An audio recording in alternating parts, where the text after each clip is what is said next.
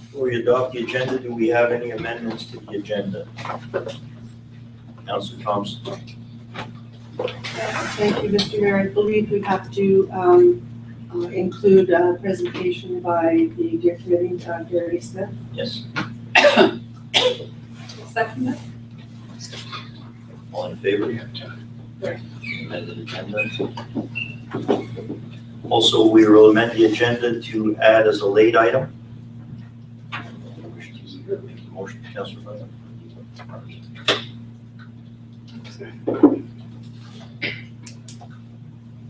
Thank you, Mr. Mayor. We need to bring back something we talked about at the committee of the whole meeting this morning to amend the bylaw for watering restrictions for stage 2 and also to amend the bylaw 1973 to include the fines for that bylaw.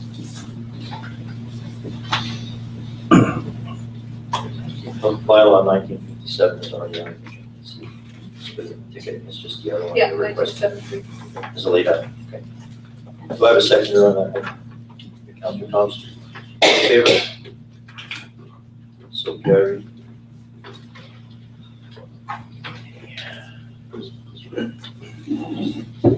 Mayor, just a second, he probably doesn't type as fast as he's literal. Moved by Councilor Butler and seconded by Councilor Thompson. Councilor Thompson.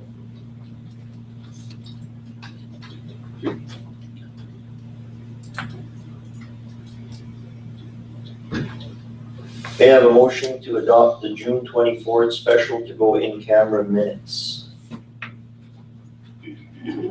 Councilor Thompson. Do I have a second? Councilor Ross. Councilor Butler, discussion. Just a small housekeeping, Mr. Mayor. We need to include that Councillor Vershagen was absent for that meeting. So noted. All in favor? So carried. Next item is the adoption of the regular minutes, meeting minutes of June 29th. May I have a motion to adopt them as presented? Councilor Butler, Councilor Thompson. All in favor? So carried. And our next item is the special to go in camera minutes to adopt them from July the 8th. May I have a motion? Councilor Thompson. Do I have a second?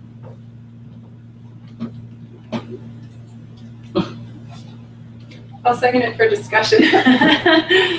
Just the same housekeeping item. Councillor Vershagen was absent for that meeting as well. So noted. All in favor? So carried. Okay, Can I just have a point of order, Mr. Chair? yes. Just for information, is it not redundant to include that Councilor Vershagen was absent when he's just been given a leave? So it just seems redundant.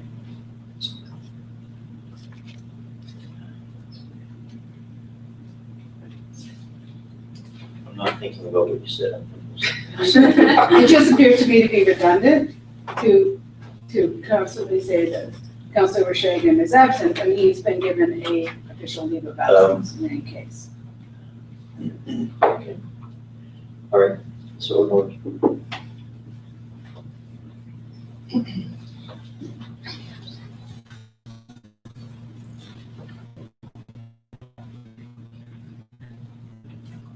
Next item is this, which is the president. Oh, not presentation. We have unfinished business. Yes, unfinished business is for our Deer Committee. That's a late item. We have unfinished business. You want to do that now or under late item? Which, You amended the agenda to include the Deer Committee under late items, but you can move it up if council wants. yes, we will do that then. All But we right. had something else on unfinished business. But Here, we'll get one. over here. Here, we can have this chair. I'll move them over here. Thank you, Bill. You would come and sit in this chair. Michael, before we begin, Call a brief recess. Sure. No, that's all right. Just gonna call a brief recess here, please. Gary, just open your email. I don't.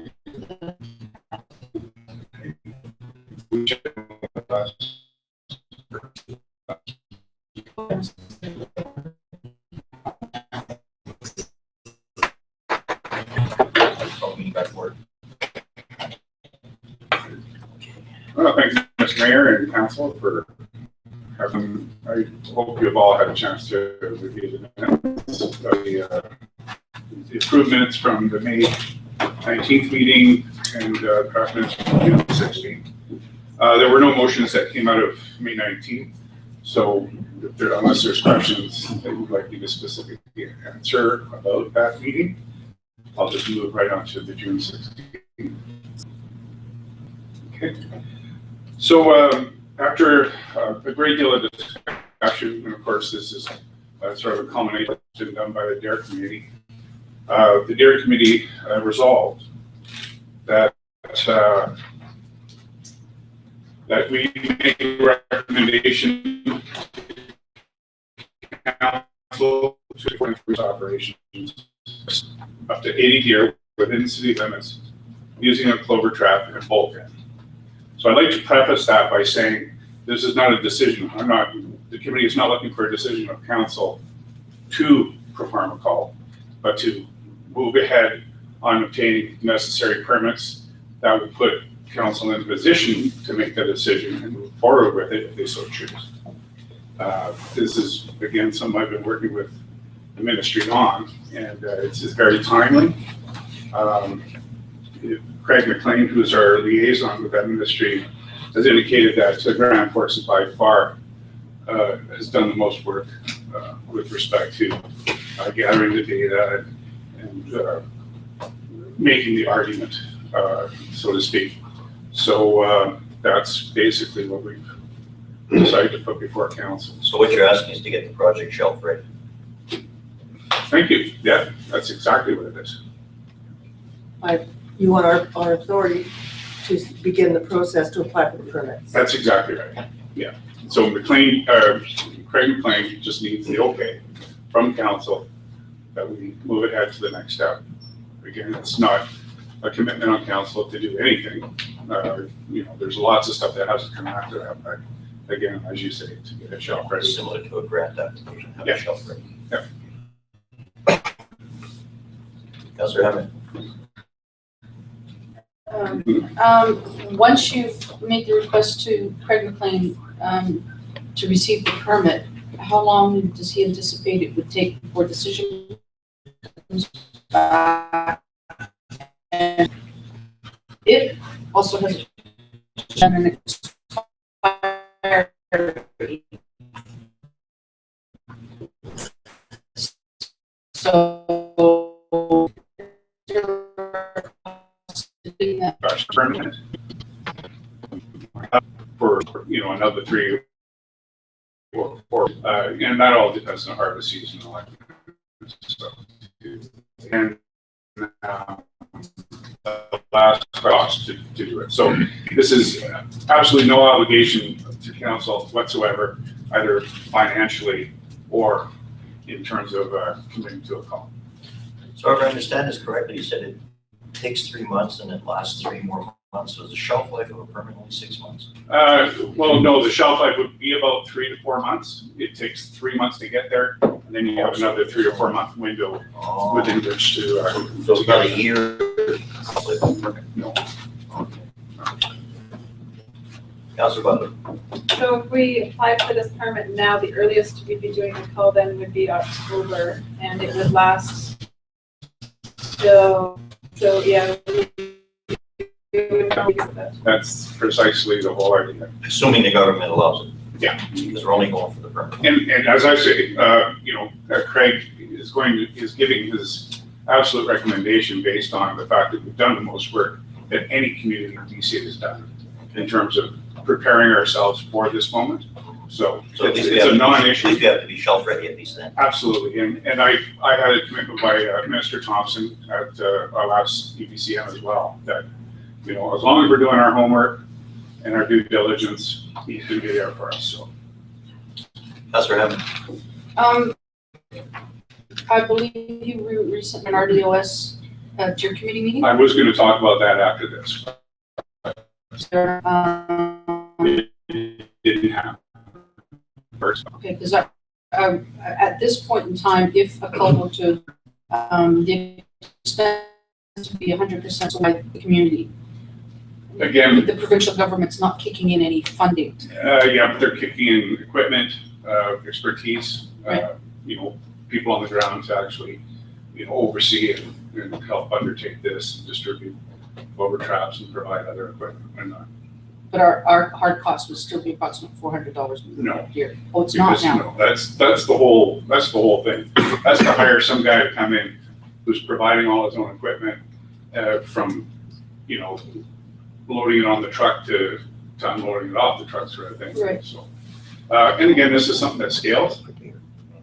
You know, it's you can put together a party for 20 or a party for 100, but, you know, the work is essentially the same, so you can scale that. so with the timelines being what they are, that duration, that length, we still could possibly obtain grants or whatever. Yeah, there's all kinds of opportunity. Yeah. And what I was going to get into with the RDOS is Frank Retzi, who's the BC coordinator for WildSafe BC. He's put together a meeting with our subcommittee. Oh. Penticton, who is now, you know, finding themselves in a bit of a pickle. They,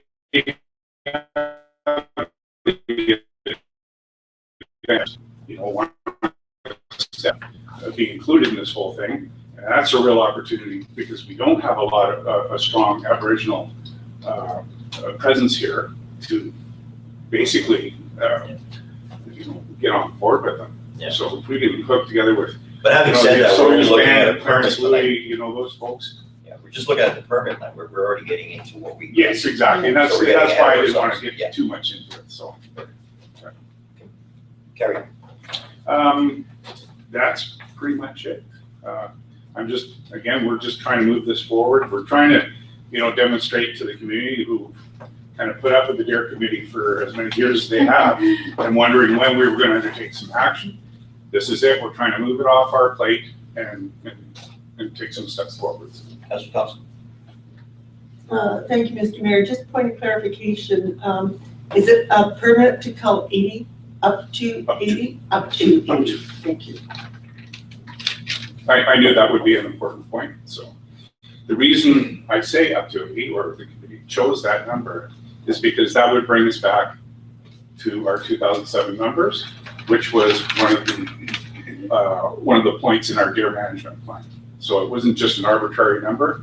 We tried to figure out, okay, well, what are we going to try and accomplish? Part of our deer management plan was to bring back. So what would be the approach?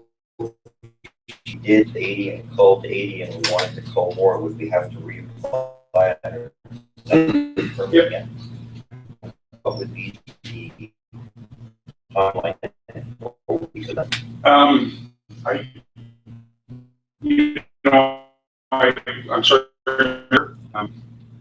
Yeah, I would rather not say. Okay. So, Councillor Butler. Yeah, I'll support this motion. I'll support the referendum that was held and the DEER committee has voted on this as well. I'd like you to tell me there's another way. I'd like you to tell me that you looked into creating a farm and that was an option. Have you looked into that option of having a farm? No, they're wildlife. And turning them, you know, further domesticating them is not, you know, it's not something we want to do.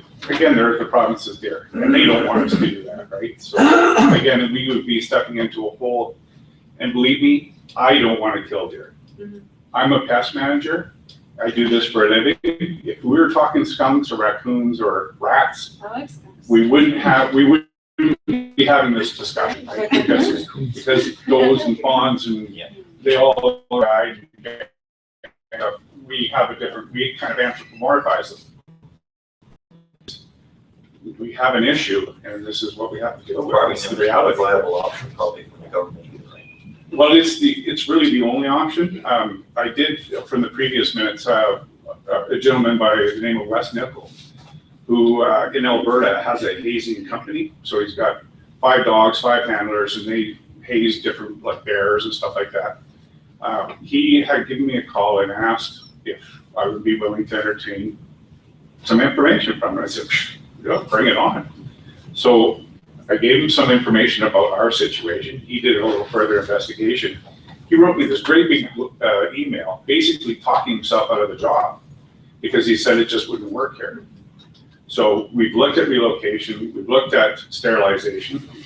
Biologists are not even going to touch that one. Hazing, not going to work. We've done all the other things like the education, the anti-feeding bylaw, the collaring, so we know their range. So So we understand a lot of options. we don't, yeah, exactly. We understand all we can. We've done all our homework, and I think this is where it brings us. Councilor.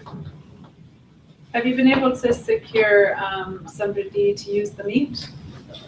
Yeah, absolutely. Aboriginals and homeless, they are entitled by it Yeah. to the government. Secured that with somebody or? No, because we're not there yet. Because it's like I've been to the food bank, and they do have deer meat in their freezer. So it is just a simple matter of inspection. They get it.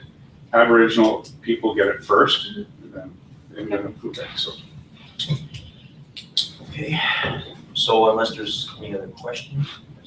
Well, one thing that we need to be aware of too is that if we do a call now, it's not gonna be the last one. No. There'll be more because the problem is not going to go away. And domesticating them, I mean, they're already domesticated in most cases, except in the rural parts of the city where ours aren't domesticated. The ones downtown, and in particular subdivisions perhaps might be domesticated. That's not going to stop. Yeah. And so, I mean, it's not going to affect whether or not we get a permit, but I would like to see us turn it into a positive because we also have a huge tourist component that come here to look at the deer and our wildlife. And I would love to see a sign go out there that says, welcome to Grand Forks, slow down, enjoy our wildlife, photo opportunity ahead, and capitalize on that and turn it into a positive and not so much of a negative. And I know we're not going to be able to change some people's opinions of that, and it's a difficult one because it got passed at a referendum. If it hadn't been put on the referendum and it hadn't have been passed, it wouldn't be such a hard decision to make. But because the population, there was a percentage of people that voted and it was a majority voted for a cull, it's very tough. It's a very hard decision. Councilor Thompson. Thank you, Mr. Mayor. I would be prepared to put forward a motion that authorizes the committee to initiate the application for deer count for up to 80 For a deer. permit. Do I have a second on that motion?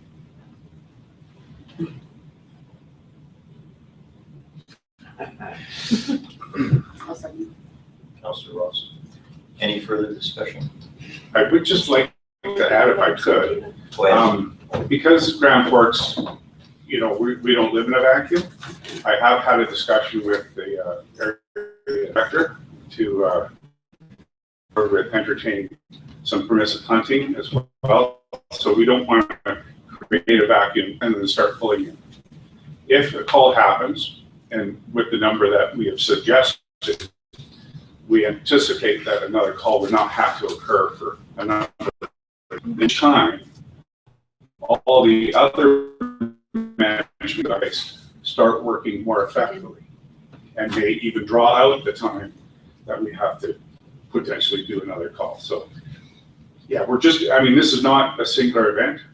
This is a whole network of strategies working together for a common purpose. So do we have any other questions or concerns? Thank you, Mr. Smith, for your presentation. So we have a motion on the table. Unless there's any other further discussion or debate, all those in favor? So carried. Thank you. Thank you.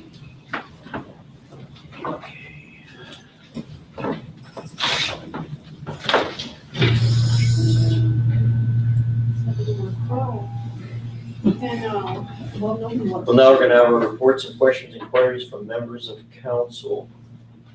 The items are the written reports of council, and may I have a motion that all the written reports of council be received? Councillor Butler?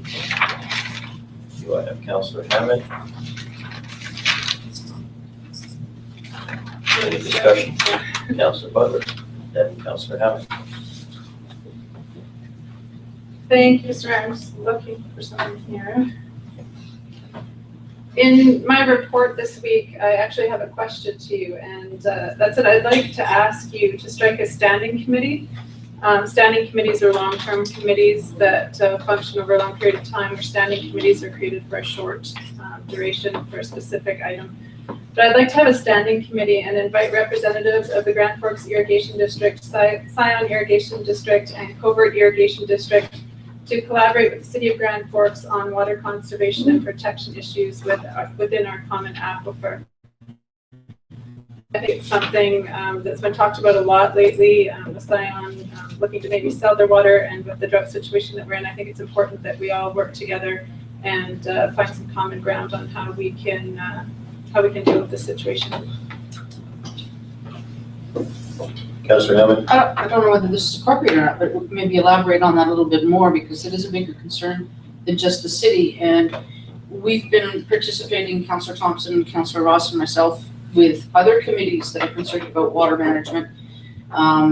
Nature's Trust, the Kettle River Watershed Management, Gilpin Grasslands, the Granby Wilderness. Everybody's a stakeholder in this, and the biggest problem is bringing everybody together so that we're all working for the same common goal, is to protect our water, whether it be through riparian areas or the use of water. So perhaps if you were to bring a standing committee together, we could include representatives from each of those committees as well, so that we have a singular voice, as well as the water districts. Absolutely. That would be a good idea, and yes, we'll discuss that. To our CAO, Mr. Allen. Mr. Mayor, as part of the Kettle River Watershed Management Plan, there is a committee of the political representatives that have gathered, and there's also a working group. I talked to Graham Watt today about, and I talked a little bit about this before the meeting, about the need for us to become a little bit more proactive with that working group and the political group, talking about where we are from a drought situation and moving forward. But not only that, just talking about how we can be more proactive moving into next year, into 2016, 2017, with the drought management plan. And furthermore, to deal with some of the other activities that we're talking about here when it comes to integrating the different purveyors in the region. So that discussion happened today, and Mr. Watt's supposed to be in touch with our manager of operations, and this is the first time he's hearing about this new workload piece. But at the end of the day, the idea behind this is to, Graham was supposed to be doing this as part of his service delivery for the regional district. So if we could wait, if it serves council well, if we could wait until we hear back from Mr. Watt, then we could determine council's direction, because that'll allow yourselves enough time to integrate into that, the political representative portion of the plan, the committee that's there. So just so you know, there is something else that's already active. So to consider that, and then maybe consider this shortly down the road if it doesn't meet your council's objectives. Exactly. It wasn't proposed that we would form a committee this evening, but at least for suggestions. Yeah. Councillor Thompson. Well, thank you, Mr. Mayor. The concern I have is not just with the drought, but with the quality of our water. as part of the Gilpin Grasslands Committee, we've been on tours and we've seen the damage that's been done, with range management not being, in my opinion, adequately enforced. And so there's a myriad of issues that need to be addressed, and I concur with Councillor Hammett that there's more than just the purveyors of water, but those who have a vested interest in the water quality as well, to be included in any committee that you may strike. Yes, exactly, so we can incorporate all of these issues in the standing committee. Councillor Butler? Yeah, I guess I wasn't too clear on my idea for having this. My idea was actually to have something in place quite soon, mostly just to collaborate with data on water usage and how wells are doing in the other areas, to actually have open communication with these water districts right away for the situation that we're dealing with. Absolutely, there's a whole bunch of different issues that need to be dealt with. Sometimes though, when we're dealing with a whole bunch of issues, it can take a really long time to get information and to come to conclusions. So my idea with the standing committee was just to focus on a smaller area for right now, so that we can get things moving quickly and have that collaboration and sharing of data on well usage and that type of thing right away. So I'm just wondering if we could start something smaller now and then grow it as these other people come on board. But it's something for the mayor to consider. Councillor Hammond? I would concur with that, because those are the people that are all drawing from the same aquifer. So perhaps that would be a good idea to have all of those people sharing data, so that we are aware of what's coming out of Zion and over. So we could initiate a standing committee and then add to it as we move along. Councillor Thompson? My only other comment on is that there are, I believe, some 500 plus private wells also that are drawn on the aquifer, in addition to the irrigation districts in the city. So, just putting that out there for information. Councillor Butler? Just a point of clarification through you to staff. I don't have the community charter in front of me, but I think it says that is a standing committee has to be made up of at least half of council. Like half the members have to be from council. So if you had a committee of 6 people, 3 of them would have to be from council. I believe according to the charter, that's correct. Yeah, just to be half. But yes, the answer is yes, she's right on both of those. So defining those has always been our piece where we get a little bit mixed up, but we got the answer for you through council to the next meeting if you like. It's just that so yes, one is required to have half and one is required to have at least one representative. Yeah, so that's going to be dependent on how many outside members we have of that committee, and we may not have enough councillors. Yes. Well, the other thing about that is That's why I recommended 3. I think the thing we're talking about here is letting Graham kind of allow us to understand where the Kettle River watershed piece was going, because that's what he's been paid to do through the regional district as part of this program. So if we could get that information, that would be fast. Come back to you. Councillor Ross?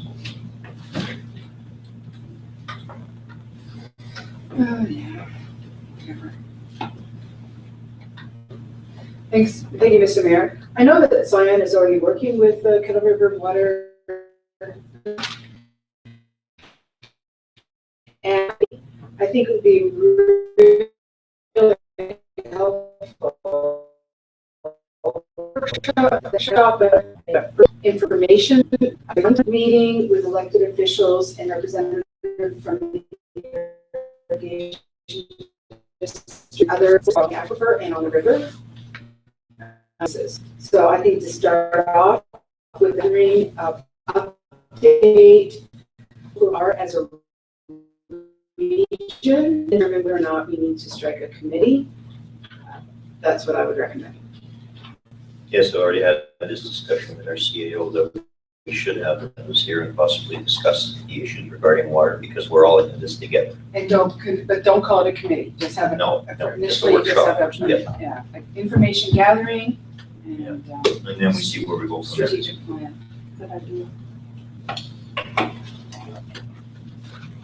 So we have a motion on the table. No motion, I was just asking you.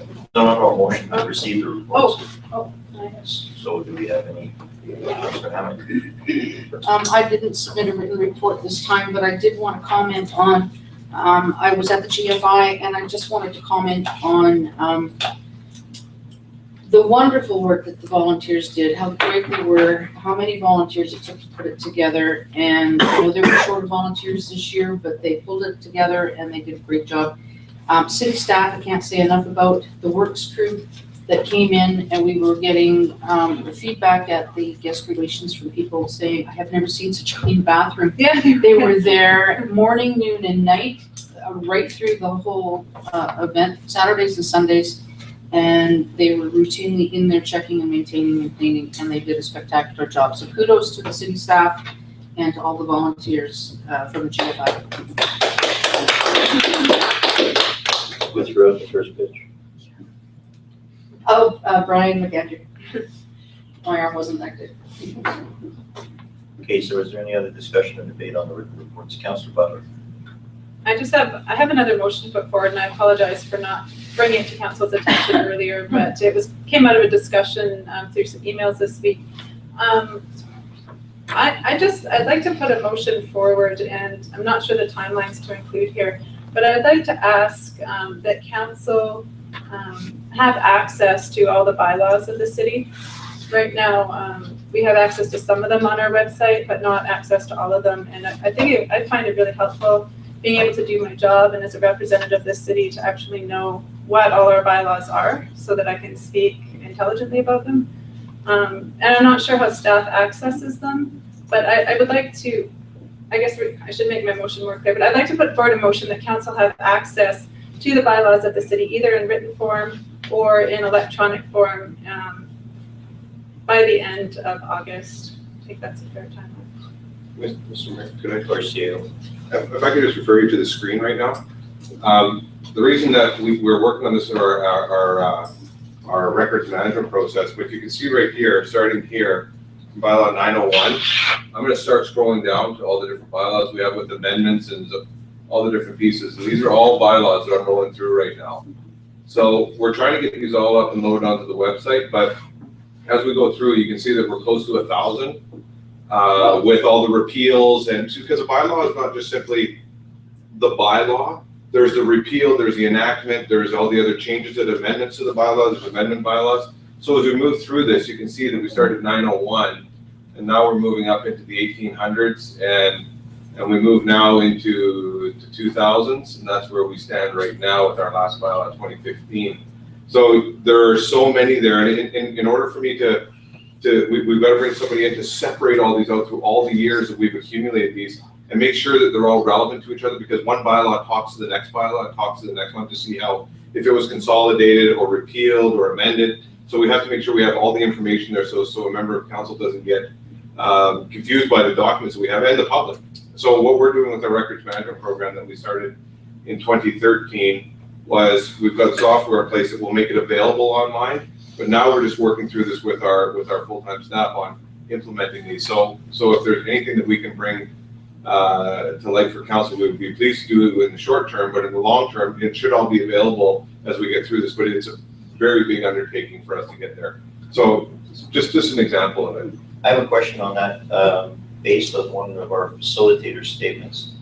When we're segregating, or staff is segregating through all these bylaws, it was recommended that every bylaw we add, we take 10 away that are we prepared to do that? So we can eliminate the fact that you're gonna have 20 binders of bylaws? Yeah, and that, Mr. Mayor, that's a great point, because one of the things we have to do is purge the system, but we don't want to lose the history, but we want to have a working file that'll be available online, but we'll keep this as part of records management for perpetuity. But what'll happen is the accessible point, so when you go onto our website, you will be able to look up the bylaws, and then it'll talk to you about, for instance, the amending bylaw, the amendments, when they were happening. So you'll have all that relevant information there. But right now it's so fragmented that, but I agree with you, yes, removing 10, maybe 20 at a time, but that'll be a process for council to eliminate those as well. Will we also have access by a search engine? Yes. In other words, typing in a few words and Yes, instead of having to look for a specific. yes. better. That will help us too, also for if we get a freedom of information request, that we'll be able to just put into our search engine and it'll go out there, so even the public can go into that stuff and have access to those documents. So the document management system that we're implementing is it's a big piece of work, but it will be there. So, I'm just letting you know that we're working on this, but there is quite a bit to do with respect to that. So, Have we estimated timelines? I was talking to Diane about that today. We're not gonna hold you to it. Yeah, I know. I was just gonna say to you that by the time we deal with this, we're actually maybe considering this with council as part of the budget process for moving next year based on the information we're requesting. So we'd be hoping to maybe get this component of it done based into 2016. Thank you. Councillor Butler. Yeah, just one of the reasons why I'm asking, considering the legal situation that we're in right now, and I don't want to talk about legal stuff, but I would find it very helpful for the situation that I'm in right now to be able to access the bylaws. So I see that you do have an electronic copy of it, and I'd just like to ask Mr. Mayor that I'd be able to come in and review these bylaws if need be. I believe the community charter states that these bylaws also need to be available to the public at the front desk should they come in and ask to view them. So I would like to be able to view this file at some point, if that's possible. Is that a reasonable request? These are Word documents here, Mr. Mayor. The PDFs, although they are electronically done, they aren't named. When we had the fire at City Hall, we had some people come in and put them in as PDFs, but they are not named, and so there's no identification. They would all have to go in and get renamed before we can make them available. Otherwise, they're just little codes. You wouldn't know which. Because I see their Excel, their Word. Excel, Your Worship, is basically if there's a schedule. A lot of times if there's a financial component to a bylaw, usually there'll be an attachment as an Excel. Councillor Thompson. Through you to our corporate officer, do we have hard copies of the bylaws in the vault? Your Worship, they're not in the vault. They are down in the basement of City Hall right now. The archives? We did the record, not restoration, but getting the records back into City Hall. I'm not sure exactly at this point in time if they are in any sort of order, but they are available down there. So they're in the archives. Yeah, they're in our file cabinets. So, I mean, if I wanted to look at bylaw Yeah. 27, you could easily grab that because of the fire and the move and everything that. Okay, thank you. But you'd have to know what the name of 27 is. Possibly, yeah, there is actually a old file card system. It's still covered in soot, but it actually has the old card system that actually names the bylaws that could be manually likely looked at, as long as the bylaws that are actually in the file cabinets are in order. So cross-referencing is still by file cards. Yes. Just if I could, Mr. Mayor, this is what we have. This goes back to 1974, but there is going to be older bylaws than that. So these are the ones we have electronically. So I wouldn't want us to basically provide information that we don't have 100% accurate at this point in time, because one bylaw does lead to the next, and we're going back to 1974 electronically. So again, we may be in a position where we may overlook something, which would put us into a position where we weren't providing all of the information. So I would like to make sure that we are providing it, and in a format that would be utilized. So one of the pieces, if you notice in the entranceway downstairs, is there is meant to be a kiosk down there for the public to be able to use electronically. So when we're providing this information, Councilor Butler pointed out that it would be accessible, but somebody would be able to use it. And right now, it's not usable in the format that we have it. Not accessible yet. Exactly, and that's what we're working towards. Any other discussion or debate? So all in favor of receiving the written reports? Point of order, I had that motion on the table still, Which motion? Oh, to access the Okay. bylaws. do I have a seconder on that motion? The motion you read back. Mr. Mayor, what I have here is resolved that council have access to the bylaws of the city either in written form or in electronic form. Mr. Mayor, I have a question. Okay, so did you second it first? No, I can ask the question. Okay. I think it's a redundant, but I think it's a redundant motion because we do have access. So to make a motion on something that's, or like we have access, it's just have to Go down to the go basement. down, That's just the public. we have access. There's nowhere that says that council does not have access to bylaws, that'd be ridiculous. So to ask for something we already have makes it redundant. We could ask for more sophisticated. Well, they're resource. working on that, they're working on that, so. Okay, I'll amend the motion to say it in electronic format. When it's available. Which still makes it redundant.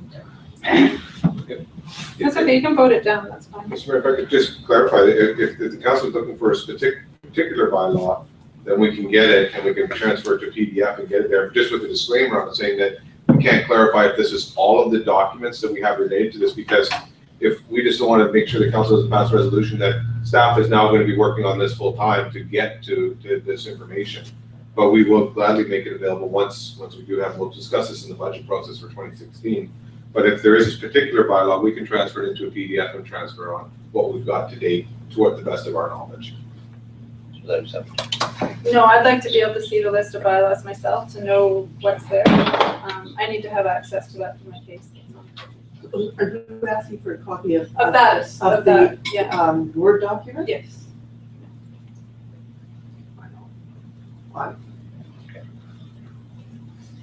So do I have a seconder on that one?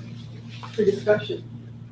No, you better second it so we can discuss it. I said, I'll second it for Okay, so discussion. Councilor Thompson, so discussion. So is there a listing of all of the bylaws? Yeah, this is what I have. And can that be provided to Councilor Butler? Yes, we can PDF this and get the listing that we have right here. This is the list of all the bylaws. So we can PDF this one and send it over. So that's just a request, do we need a motion for that? This can be available to all council. That should be made available to all council. So We don't need a motion for that. Just a request to have that? Well, let's just vote the Well, we motion. had a motion and we had a seconder on it. Yeah, okay. So, all in favor of the motion? So carried.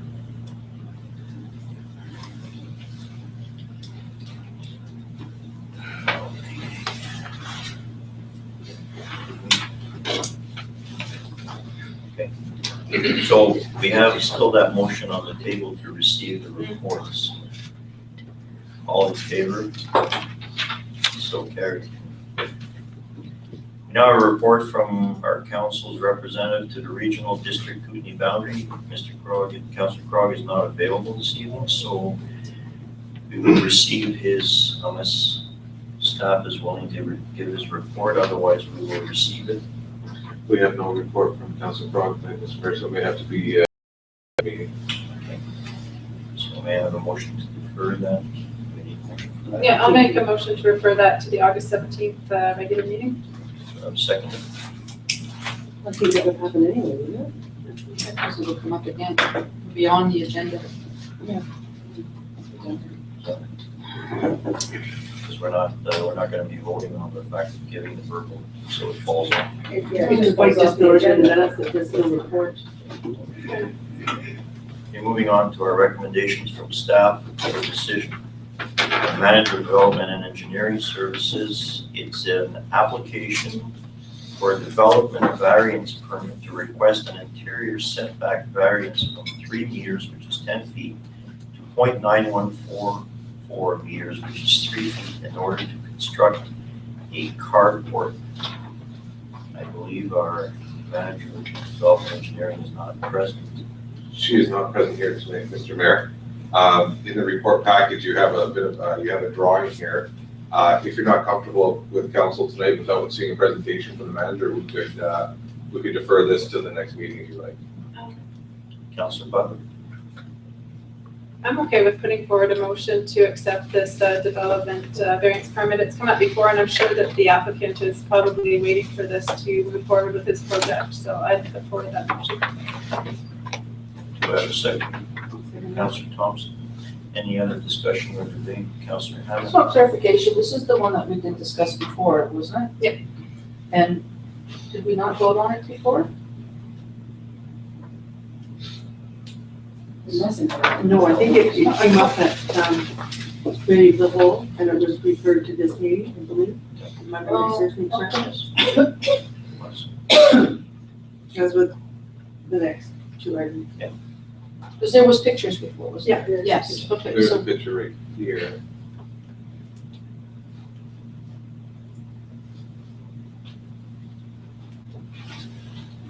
the neighbors were fine. Was Whitney speaking of his role?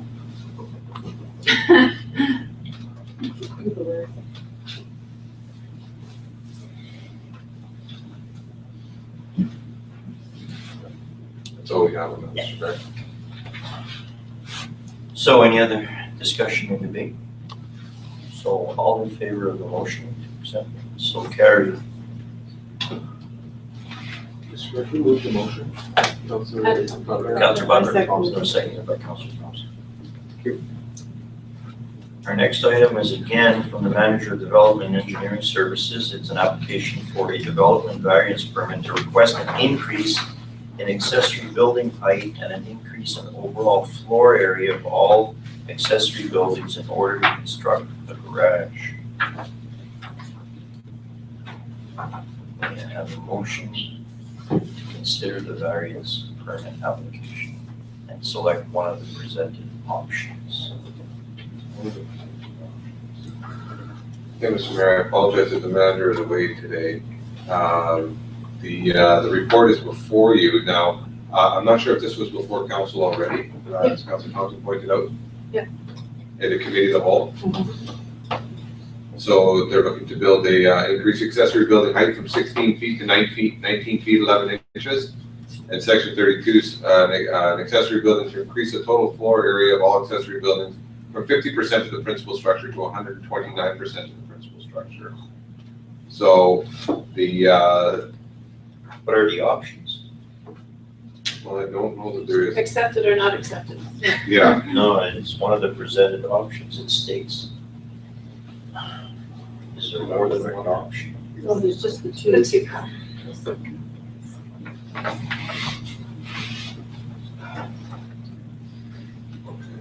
this thing. We'll go back up to the top here. Option. Oh,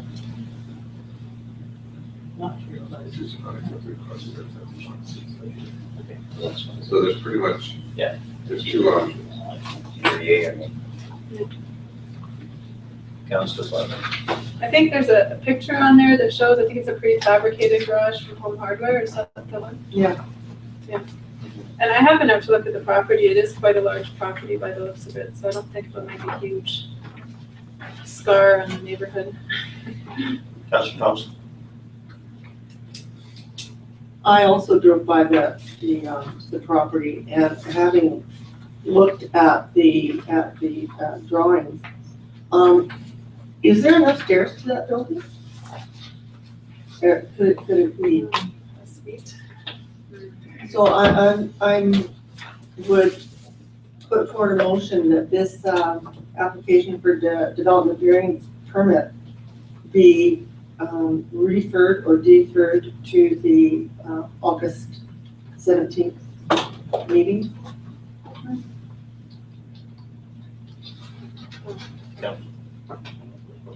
No, sorry, Up for discussion.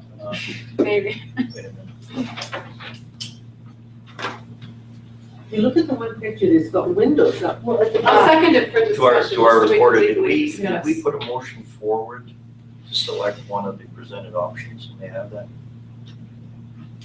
Was there a motion on the table prior to?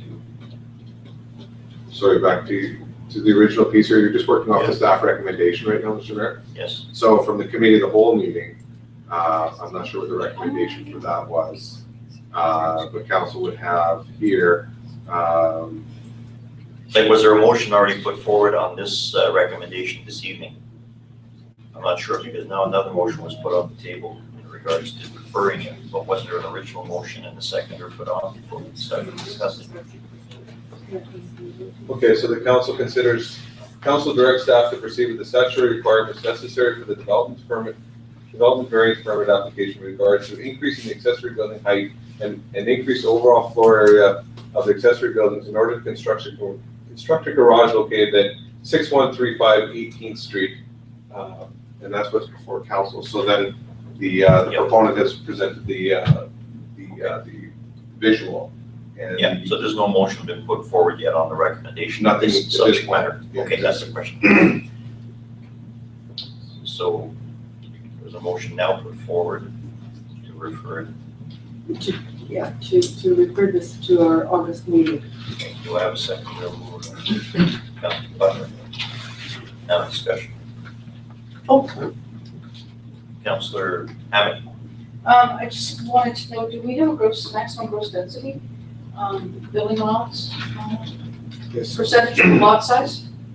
And Yes. how does this fit into the, Again, I'd have to defer that to the manager of our manager of engineering and development services, who's not present tonight due to an illness, so. So we're referring it, it's of no relevance to have that answer this evening. No, well, we could have that addressed at that time. and then she can be advised of the concerned questions that we have. Absolutely, if we can bring forward put those questions into the minutes, and then we can have this addressed at that meeting. Any other? Councilor Butler? Yeah, I guess the question that we're wanting to know is if there's a suite upstairs, if there's room for a suite upstairs, it's just a bit concerning. And if there is, does it fall under carriage house status? Well, I think that's something that council has to consider when they talk about infill and smart growth development principles, whatnot. So it really is kind of a catch-22. Is it bad or is it good?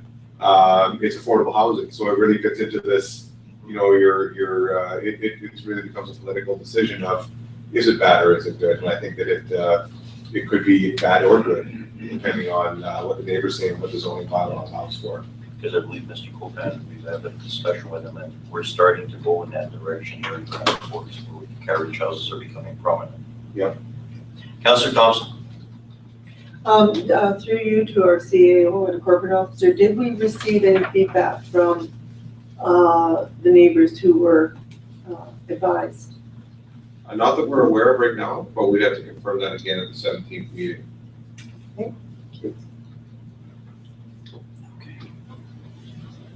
So we have a motion on the table. All in favor of referring this to the August 17th meeting? So carried. Again, from our Manager of Development and Engineering Services, subject matter is council to adopt the attached terms of reference for the Transition Housing Project Steering Committee. And the motion would be to adopt the attached terms of reference for the Transition Housing Project Steering Committee, THPSC. Councilor Ross, do I have a second? Councilor Butler. We have Councilor Thompson. I just have a couple of questions on this. Was the previous council aware that Habitat for Humanity wanted to put transition housing on top of the Restore at the time that the city entered into this arrangement? Sure, I have to check the records, but I think that's something that evolved over time. I don't think there was originally the discussion for the project. I think it was something that some funding was determined, and it was something that and I'd have to determine in the records if that was the case. But I know that there was some discussion. I can't recall if it was with this council or the last council when it came to the transition housing. So transition housing has been discussed, but I can't recall the dates. And my other question is this a request to transfer the existing lease and not an extension to that lease? That's the next that's, item. yeah, that's not what we're talking about. No, we're We're talking we're about the talking terms of about reference. terms of reference. Okay, It's a long day, it is. I know. We'll be addressing the next question. Okay. Any other discussion or debate? So all in favor of the motion that's on the table? So carried. Again, to our Manager of Development and Engineering Services, the subject matter is the approval from council to transfer the lease of 7212 Riverside Drive to Betts and Whispers of Hope due to Habitat for Humanity requesting withdrawal from the lease. And the recommendation is that council support the transferring of the lease from 7212 Riverside Drive to Best and Whispers of Hope due to Habitat for Humanity requesting withdrawal from the lease and direct staff to proceed with revising the lease agreement. Councilor Butler, do I have a second? Councilor Ross, discussion or debate? Just, to my question, it's not extending the lease, it's just transferring the existing lease. Thank you. Okay. And the same question is probably exactly the same. Revising, the terminology of revising, does that mean revising just because you're putting new ownership units on the lease, or not revising the lease itself? Yep, Mr. Mayor, the expectation is we're not going to be changing the language in the lease except for the occupiers and the people responsible for the lease, in terms of the lease. Any other discussion or debate? All in favor of the motion? Sorry, I did have some discussion. Councilor Hammond? Just on liability, I'm not sure who held the insurance on the building previous, on the existing lease as it is now, and will any of that liability be transferred? And are we guaranteed that that will happen? So, Mr. Mayor, as part of the process, the terms of the agreement are the occupiers stay harmless, so they would be required to do that. Now, collectively, I'm not sure of the terms on the last, who was holding that insurance on the last one, but it was all three parties. They were collectively working together. I'm not sure who was written in as that. Our manager of building services would have that, but ultimately, one of the occupiers would be required under our lease arrangement to save us harmless. So it would continue basically the same as it is. Yes, exactly. Nothing's changing. Only you don't name the owner. Just the one name will be struck and we'll be changing that to meet the terms of the lease. So should we just make an amendment on that motion to approve a lease transfer, providing they No, the terminology of the wording of the lease They is have the to same. It's just the ownership is changing. People on the lease. So we partially voted on this, I believe, so carried. From a manager of operations, it's in regards to the Bleachers financial plan. The item is the 2015 capital project for the JD Bleachers.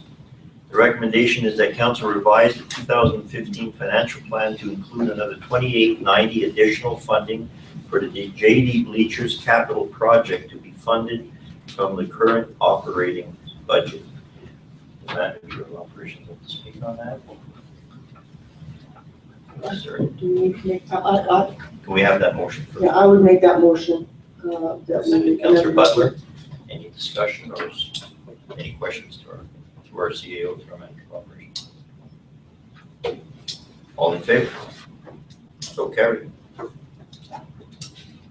Manager of operations, again, is in regards to the water restrictions and the yellow flag program. And the recommendation is that council implement stage 2 water restrictions immediately and implement the yellow flag program to increase public awareness. Councilor Hammond, do I have a second? Councilor Butler, any discussion?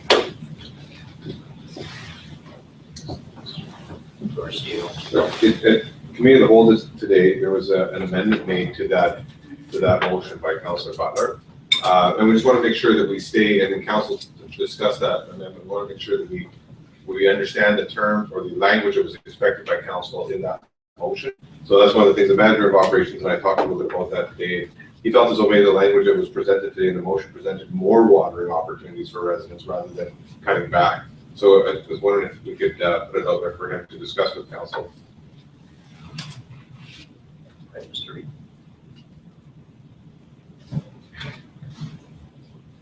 Thank you, Mr. Mayor. So just for clarification for myself, stage 2, if we move to that, even civic addresses are permitted to water Saturdays and Tuesdays. Odd numbers were Sundays and Wednesdays. Manual sprinklers from 7 a.m. to 9 a.m. and from 7 p.m. to until 9 p.m. Automatic sprinklers were from midnight until 4 a.m. or the prior 7 a.m. to 9 a.m. or 7 p.m. until 9 p.m., but not both. And then you can hand water flower gardens and that. So today's motion, just in regards to number 2, would be on top of the stage 2. So the homeowners can water vegetable and flower gardens, trees and shrubs on odd and even days from 7 a.m. and 7 a.m. to 9 a.m. and 10 p.m. till midnight. So if you go with stage 2, how it's proposed, you would be watering Saturdays and Tuesdays. So if you went with this, part 2 of the addition to, you'd be watering on even and odd days. So there's the possibility for the gardens that you would be watering, you could water for 5 days that week. It's one or the other. It's not both, right? Well, I think the intent being here for the conversation was that you wanted to add 1 day for gardens and a certain time where there was a 4-day stretch. So just for clarification, whether you wanted to add, say, on the even number days, so you'd water Saturday, Tuesday, and then have the option to water your garden on Thursday. Was that kind of the intent there?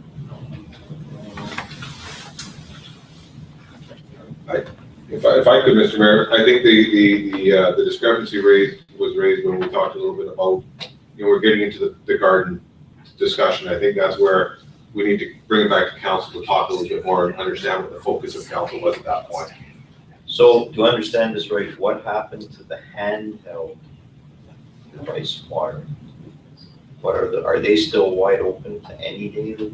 That's correct. Even in stage 2, flower gardens, vegetable gardens, newly planted lawns, landscapes may be hand watered at any time using handheld nozzle. No manual sprinklers. And has it been implemented regarding the washing of cars, driveways? Is that definitely in stage 2 to be eliminated? Not with the proposed that we had. Council wanted to add that as in addition to the stage 2 in number 1 of the resolution this afternoon. Quick note, has there been any thought put to the fact that because if we do the car washing in driveways, our CAO and myself discussed this, how do we handle the people wash their boats because of the mussels? Was there any allowance made for that? And Mr. Mayor, I was going to say to you that that's one of the areas that we start to, when we get prescriptive, we start to enter into areas that become gray. So whether it's a boat or the car that was in the water, that's a milfoil. I mean, somebody's going to be, there's always an argument. As we enter into that, we have to be careful that we don't get into that prescriptive component because we know there's a big push through the Okanagan Basin to, and through our region as well, to reduce the zebra snake mussels and the spread of milfoil.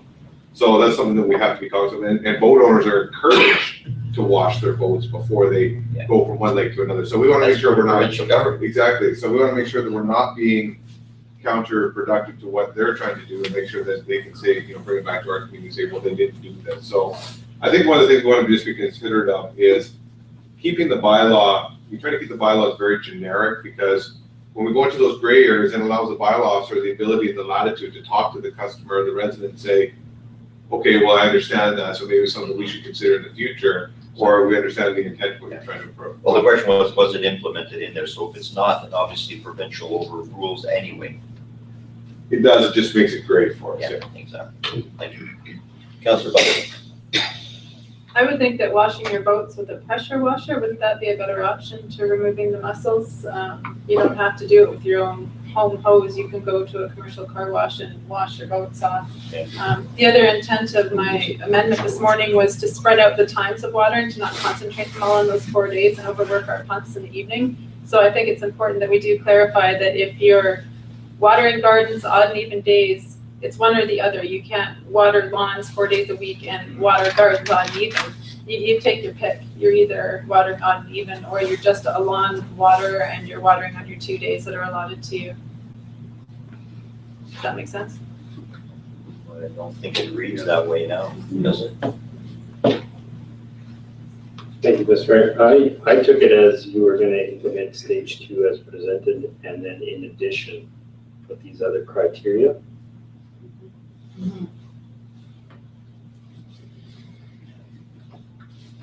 So then what we're saying is if you have a vegetable garden, you water odd and even days, but then when you water your lawn, you have to water. So you can't water your whole property if you're doing your garden and your flowers. You can only do your garden and your flowers, and then those other 2 days you're gonna do your lawn. I just find that confusing. So if I understand this correctly, you have specific days for irrigating your lawn, but the garden, vegetables still goes back to stage 1, which was odd even. No, that's not in this one. That's why I came for clarification. Like I say, as presented, stage 2 is twice a week watering. So instead of even or odd, it switched to Saturday, Tuesday, Sunday, Wednesday. So for the additional watering, as the resolution states, it was confusing for me trying to get it, the education out there for the public. So I'm here for clarification. I'm happy to follow council's direction, but. So would you be able to read back the additions again, just for clarification, for our clarification? What are the additions now? 3 points that Okay. were added. So point 1 was the prohibit vehicle and driveway washing except for commercial car washes. Point 2 was homeowners can water vegetable and flower gardens, trees, and shrubs on odd, even days from 7 a.m. to 9 a.m. and 10 p.m. till midnight. Point 3 is homeowners are encouraged to purchase a timer for their outside taps and water between 12 midnight and 4 a.m. as per requirements for timed underground sprinklers. So in other words, if a Saturday, and you're an even individual residence, and a Saturday doesn't happen to be even, you still water on Saturday, but then you also have the option to water on Sunday because you said even days for vegetables. Is that the understanding that? That's how I have it. Mr. Mayor, if I could, says the bylaw says, for those consumers connected to the city of Grand Forks water system, outdoor sprinkling is limited to the following days. So it says sprinklers. Hand watering for your fruit gardens and stuff like that, but if you do have your automatic hand irrigations, they can be turned on in your gardens between these days. So any of your irrigation can be turned on these 2 days between these specific times. Handheld watering can be done on any day. So this is the clarification. It's a sprinkler system. Yes, but there's a supplement to the vegetables, which now means you can still do those also on even and odd days. So if the specific days, like the Saturday and the Saturday and Tuesday does not particularly fall on an even day for an even resident, they can still do their watering of their irrigation, and they can also do their vegetables and on the Sunday and the Wednesday. Is that the way I read that? That's how I read it, and that's why I just wanted to clarify before it went forward. Wow. Is This that- is- I wouldn't say that. That would just confuse everybody. That is so confusing. I can clarify the original. This is why he's asking. Yeah. Yeah, I Because know. we made the amendment this morning to the original, so. Yeah. So then we are Mr. allowing Reed is asking overwatering. us, We are allowing more watering. When I originally put forward my motion this morning, it was to stay with odd and even days, but to put the watering time in the evening to later from 10 till 12, or we could even go 12 till 2 in the morning, because that time between 6 and 10 p.m. is when we see that spike in our system when all 5 of our pumps are working, and that's what we need to avoid. And the Columbia Basin Trust on their website mentioned that with the Yellow Flag program, it worked so well in Elkford and other communities that it actually had the opposite effect for them. It was negative because people were concentrating all their time watering on those 2 days, and they actually saw a huge increase in their infrastructure usage, and it backfired on them. So they have now decided that for this year, in 2015, they wanted to spread out their watering time over the week and not concentrate it, so that way it wouldn't overload their system. So by suggesting staying with odd and even days for everything, but moving that evening watering time far into the night, it would eliminate a lot of people from wanting to water, because people wouldn't want to stay up that late to water. And those people that were very adamant about getting their gardens watered would make the effort to either get a timer and put on their tap so that it would come on automatically, or stay up and water. But honestly, I'd be surprised if a lot of people would do that. So I think it would significantly reduce our watering time to just across the board stay with odd and even. It keeps it simple, but it also removes that huge overload on our system during the 6 to 10 p.m. period. With all due respect, I address this to our manager of operations through our CAO. To understand this, with this, be almost a nightmare to implement. Short answer, yes. We've had such a struggle with odd and even days. Now we're going to some specific days is great, but then to tag on. No, eliminate the specific days and just stick with odd and even, but eliminating that evening watering time, because that's our big problem. That's where we have the spike in our system. If we concentrate on those few days, we're actually going to increase the spike in our system, which is detrimental to our infrastructure.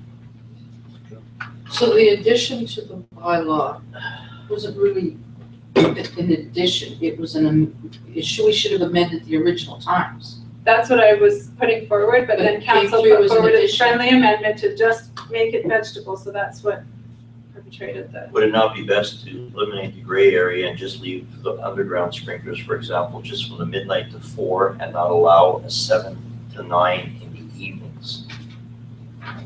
Because you have your most availability of water during the evening, there's no other use to use it. Council, sorry, Mr. Mayor.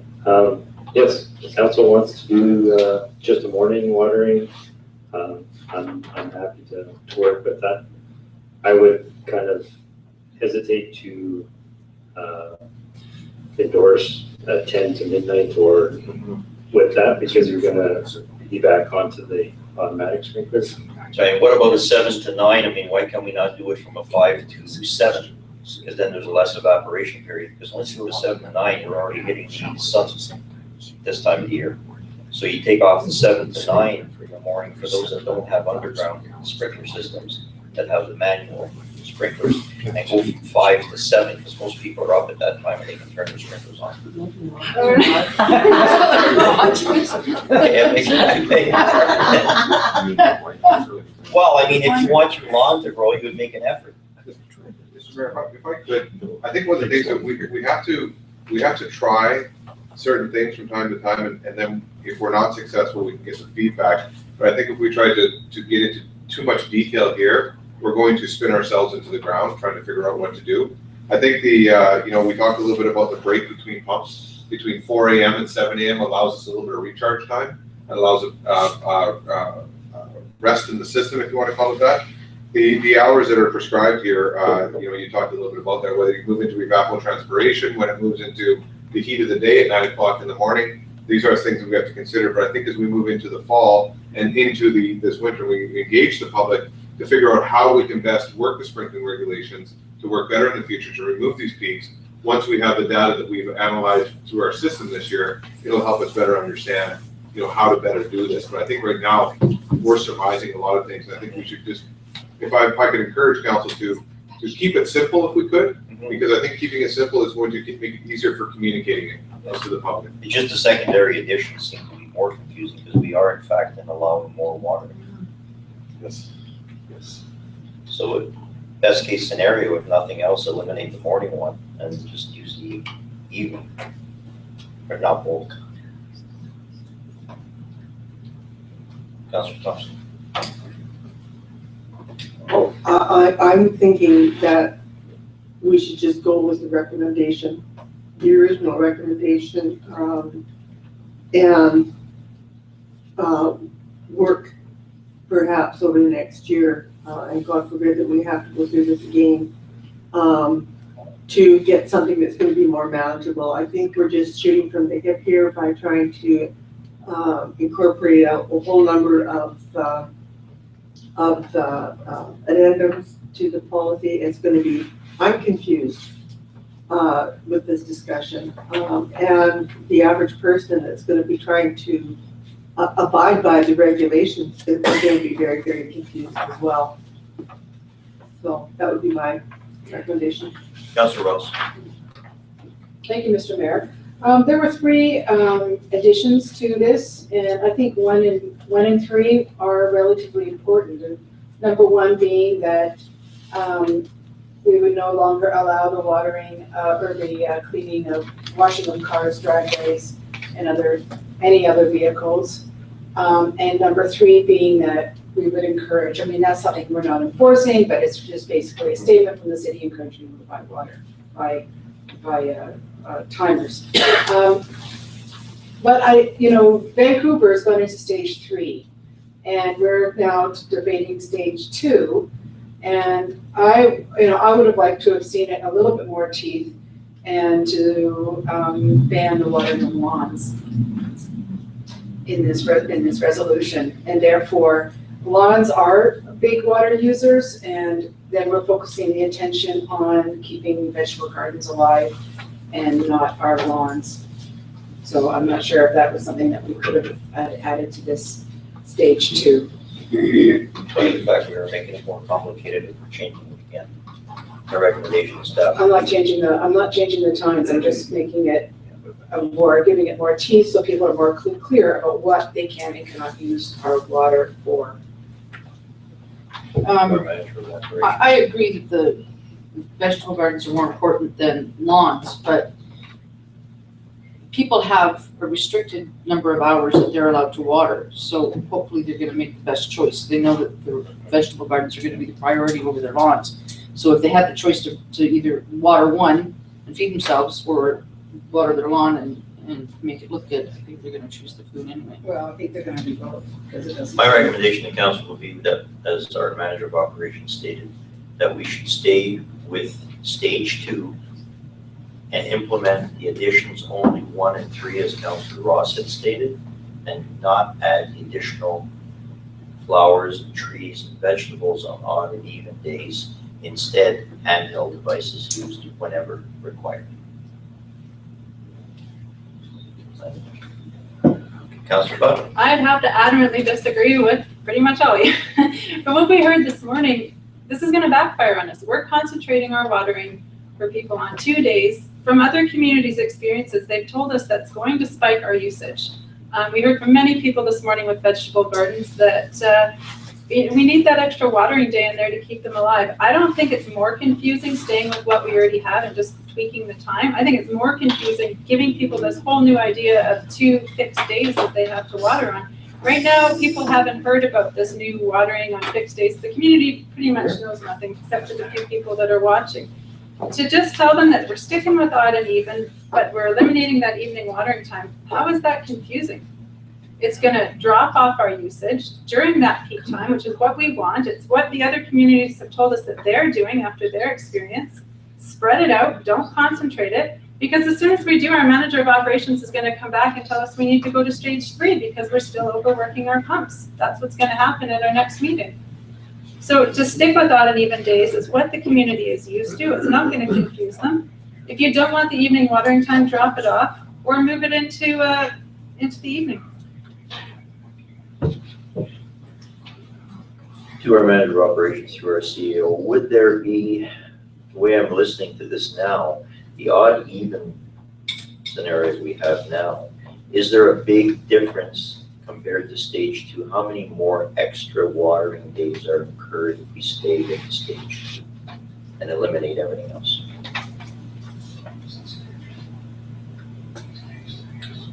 So it goes from, sorry, Mr. Mayor, were you asking from stage 1 to stage 2 the difference, or from? No, we implement a form of stage 2, but keep it with the odd even.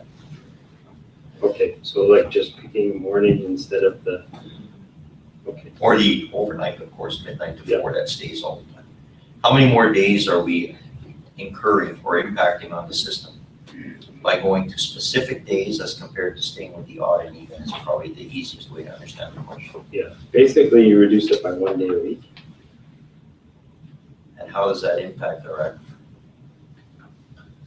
That's a good question. I mean, of course, the danger is still that if we do that, then yes, we might be in stage 3. And Mr. Mayor, you asked a question, how does it impact us? We are up. I can't remember if it's, have the data here. So for May, we are up over 26 million gallons of water. And from May 2014 to May 2015, and from June 14 to June 2015, we were up 19 million gallons of water, which is in the neighborhood of 70,000 cubic meters. So the impact on our organization or the community will be reduced on the infrastructure, reduced on the wear and tear on the infrastructure, and further energy consumption. Probably what kind of percentage is that represent? Daily, we'd have to break that down to a daily quantified amount, but we would. But that's based on now that we're doing odd and even. We have no figures if we go to 2 specific days. We don't know the difference by that 1 extra day is the question. No, because we don't know if it's gonna rain like it did last night on that day too, because. Well, aside from the rain, Yeah. I'm saying 1 extra day a week, how much more does that impact on our system? Is probably, and that's an answer you probably don't have. We don't have right now. So by implementing the specific days, and we do realize a decrease in volumes of water. But if there's no difference, we can go back to the odd even going on. Yes, we could, Mr. Mayor. If you look at the overall watering time and going from stage 2, 2 days a week to some hybrid, like 3 days a week, but just the morning, you're gonna go from 8 hours to 6 hours. So there is a savings there. See, my only concern here is the fact that we don't go to stage 2 at this point, that we might find out too little too late that we may have to go to stage 3 if we stay with the odd. And this is the concern, so which is the worst of both evils? Yeah, Councilor Butler? our main problem is that we're overusing our system between 6 and 10 p.m. in the evenings. That's what we're trying to eliminate here. We're trying to spread that graph out so that we're not spiking our system at that time. By going to the stage 2, fixed 2 days a week, like what is being suggested, we are going to increase that spike between 6 and 10. And that's gonna put us into stage 3. But we could still try that method and see if it does in fact do that, and if it It doesn't, didn't work for the other Columbia Basin Trust communities, as Columbia Basin Trust has reported on their website. They've gone away from that this year because they've learned from experience, and we need to learn from their experiences. or we can become innovators.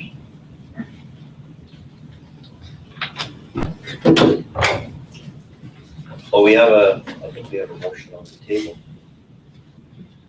To implement stage 2, but it will have to now be amended because of the pulling off those initial.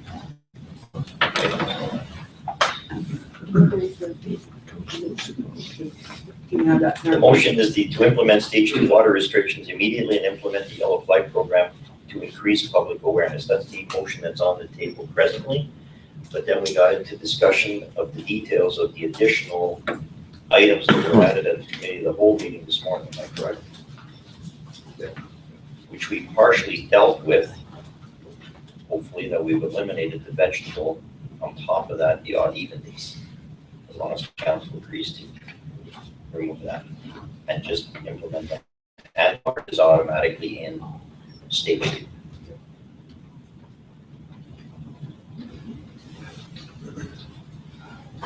Councilor Thompson. Just point of clarification, if I may. So I believe I made a resolution that we just implement the stage 2 watering restrictions as recommended by our management operations. Resolution. I believe that was my resolution. I'm just asking the corporate officer for clarification, please. Back. Do you want me to read it back? Straight Yeah, away? please. Okay, so this is what I have, with the inclusions of of 1 and 3. As a result, the council implements stage 2 water restrictions immediately and implements the yellow flag program to increase public awareness and further prohibits the washing of vehicles and driveways except for commercial car washes, and to encourage members of the public to purchase timers to police their sprinkler systems to work within stage 2 parameters. Is council happy with that? He did make a motion. Yeah. Or a second? I can second. Okay, Councilor Ross, discussion. I'd like to just say, I completely, I agree with Councillor Butler about stressing our infrastructure because everybody's gonna be watering in that time zone. And I really have a problem with calling something stage 2 when we're still watering lawn. If we eliminated the watering of lawns, it would put a lot less pressure on our infrastructure. If we were just focusing on the essentials, which is trees, shrubs, flowers, and vegetable gardens, and that was what we were focusing on, then it would put a lot less stress on our infrastructure. And, you know, and then we could keep it to, you know, the twice a week plus the hand watering without lawns. Twice a week? Unfortunately, if we did that, it would put a lot more stress on council and mayor because the public would be out there. So what? I mean, ground is a new green. I mean, I don't care, like that, you know, stress on council, that's what you do. You make unpopular decisions and people are gonna write me nasty letters because their grass goes brown. That's fine. I think we need to really talk about, it's like we're going to stage 2, but we're not, you know, the fact that we have to actually include not washing your driveway in your car seems a little bizarre, but. Well, I would recommend council that we take this motion and if it goes to stage 3, then obviously it didn't work and then we'll definitely eliminate the lawns. Mr. Mayor, you can always change the regulations for the future too, to consider what Councillor Ross is talking about, that is the new stage 2. It's just, we'll get feedback from the public to see what type of interest. Yes, if we get into a crisis basis, we could even hold a special meeting and just change that bylaw. Yep. And to suit, because if we see the usage and the demand on our infrastructure is too great. See, my only concern is with a statement like where we're gonna have these peak levels, we're still gonna have the peak levels at the odd and even days, except we're gonna have it one day more. It's common sense, but you're still gonna be doing the same thing. Yeah. All the people are still on odd and they're still uneven, But you except one eliminate- day more. You eliminate the evening watering time so that you don't have that peak, it's gone. Well, then what do you do for people that don't have underground irrigation? The peak time in the evening isn't just because of the watering. People are getting home from work at that time. They're washing their clothes, they're making dinner, they're having showers. There's a whole bunch of other water usage that's going on at that time during the day. Our morning watering time right now barely causes a spike on our SCADA system. So I think that there would be a less of a usage at that time. I think you're still gonna see a large usage between 6 and 10 just from everyday household use.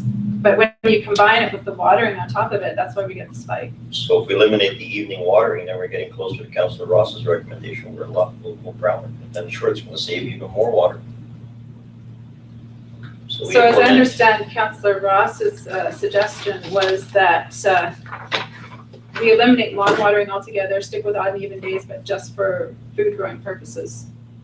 I'm good with that. I would think that would be, I would compromise that because we're getting rid of lawn watering. I'm okay with that. But we're doing it at night later, is that right? No. So we're just eliminating it altogether. Oh, right. No, Councilor Ross. if we eliminate the watering of lawns, then we can keep the morning and night watering. Because we're eliminating the watering of lawns. And that is one of our biggest gardening water usage is watering grass. I would recommend council that is way too dramatic at this point in time.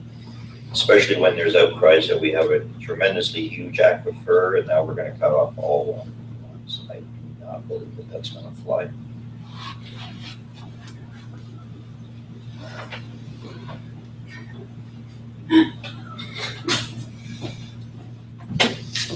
So we have a motion on the table.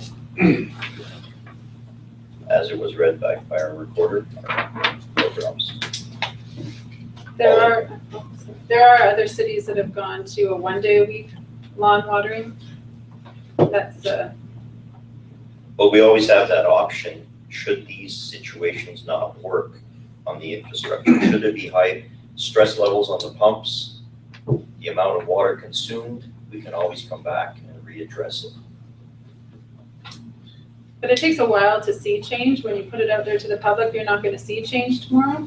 You're not gonna see change in your watering practices for probably a couple of weeks. It's gonna take people that long to adapt to it. So we're really not gonna have time to react by the time the season's over. We won't, Oh, You're with not the gonna- drought we have, I believe we're gonna see a lot of yellow flags. Councillor Ross. If we pass this resolution as it's stated, we can still make a recommendation as a city and just make a friendly request of the residents of Grand Forks to limit their watering of their lawns. And Absolutely. just let's just put a plea out without making it a part of a bylaw, but just ask them, even if you are allowed to water twice a week, please limit your watering of lawns to once a week. And just make that friendly request. Exactly. That's a good question. Water schools. Can we please do that? that's what Cranbrook did. Yeah. But put out a friendly request and said, can you please? Do we Yeah. are you recommending we add this to the motion? No, I'm just saying that if we pass this motion, then we can ask the staff when they, Do the press release? in the press release, and it very clearly, just a friendly request. Yes, that's a good recommendation. But the motion we have on the floor right now is to go to 2 days a week for lawns and vegetable gardens. Yes, it's stage 2 as presented. And now you're gonna say, and cut back more? Well, there's lawns in the city that are plush green. Yeah. And they're doing well. There's a lot of shady areas, so obviously those people could be more diligent and say, Even though the bylaw may say that they can water twice a week, we can say although the bylaw may allow it, or the stage 2, can you please not, we respectfully request that of your own volition, you choose to just water once. yeah, and people could cut back on their watering times. Yeah. See how it goes for them. And if their lawn doesn't get any grounder, well then it's, hey, just save 2 hours. And if it does, it's okay. I thought you were putting forward a provision for the vegetable gardens though, to help people with that. So now you're gonna go to stage 2 and ask them to cut back more with no provisions for trees, shrubs, flowers, and vegetable gardens. Only in good faith. They can By hand their water. own- They by can their own- hand water. If they wish to be vigilant, cut back. So But they're does not that, obligated. does that go for drip irrigation as well, that you're not allowed to drip irrigate? Isn't that a manual? That's considered a manual, just like an underground sprinkler. I know. You know what? We need to work on this because times are changing. And I think we need to encourage drip irrigation and reward people for putting in water conservation methods in their gardens. This is like new. We need to really put in specific rules I around. realize that, but at this time, We're we're warning in people. a serious situation, so we have to do something. But you don't want to knee-jerk. You don't want to just, without putting some real good discussion and debate and based on information that's going to come back to us. If we pass this, we still have the option for improvisation, should we choose, so we can improvise this bylaw in a week from now, in 2 weeks from now. No, I don't keep confusing people. Yeah, you can, Well, once you put it out there. if we run out of water, we might have to confuse people, but we'll have to tell them we have to cut back more. Am I correct? Mr. Mayor, they would know right away because the pumps would be down, and people would be going, where's the water, right? Exactly. What's going on with this? So, But our manager of operations and his team will know this sooner when we start seeing the draw in great quantities. So we'll get a heads up, just like we would find out from our fire chief, if there's imminent danger we'll get an advance warning. It doesn't happen, turn on your tap and there's no more water coming up. We won't let it get to that. and Mr. Mayor, you raised a good point earlier today. This isn't about not only about the system, it's, in our meeting this afternoon, he said it's about the long-term effects of the drought, because we're talking about what we're seeing before us, but this red scale is what the province is showing us, and this is where we are in the brown. We're not into the red, but the red's next. So that's the point. We're not guaranteed that we're gonna end this year and start it with roses next year. It could Exactly, be continuing into the spring, because we don't have enough snowpack, exactly. so we have to start doing something. Yeah. Councilor Butler. As far as we're aware, there is no stress on our aquifer right now. There's many people that I know in this town with shallow wells that are pumping quite happily. Our aquifer is so close to the surface that you can go down 30 feet and hit our aquifer, and it goes down over 200 feet. From one end of the valley all the way down into the States. We have no shortage of water in this town right now. There's no need to say the sky is falling, because it's not. Our only issue is with our peak spike between 6 and 10, and that our infrastructure not being able to pump it. Hopefully a year from now, we'll have another well online. We do have plans to put in another well, but at this point, we're going down the same road that the other towns in the Columbia Basin went down last year and expecting different results. It's madness. Our stress is on our mechanical devices, i.e. the pumps, That's what I'm saying. Yeah. We're going to increase those. but we will see that if that is the case, and we'll get a heads up fast. And we can always change it back to something else. Am I correct, Mr. Allen? Yes. Call for the question. Yes, so all in favor? Unless you want me to read the motion back again. Are we aware what the motion on the table is? Would you like it one more time? Said council implement stage 2 water restrictions immediately and implement the yellow flag program to increase public awareness, and the latter part was not watering of vehicles and driveways. And And further option prohibits the to washing of timers. vehicles and driveways except for commercial car washes, and then to encourage members of the public to purchase timers, to police their sprinkler systems, to work within stage 2 parameters. Thank you. All in favor of that motion? All opposed? Councillor Ross. So carried. Councillor Butler, my apologies. Oh yeah, please record that.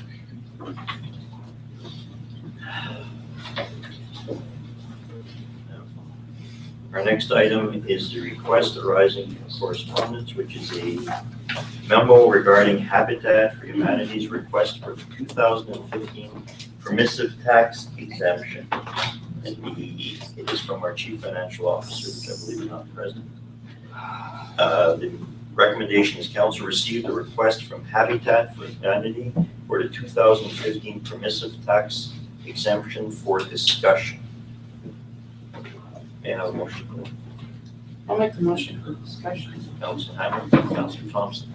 Discussion in debate, Councilor, okay, show of hands. Councilor Butler. I'm just wondering, the property that they're asking for a tax exemption on, is that the property that was donated by the city?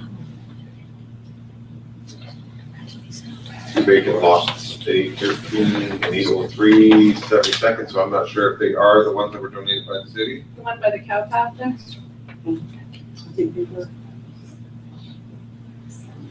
Yeah.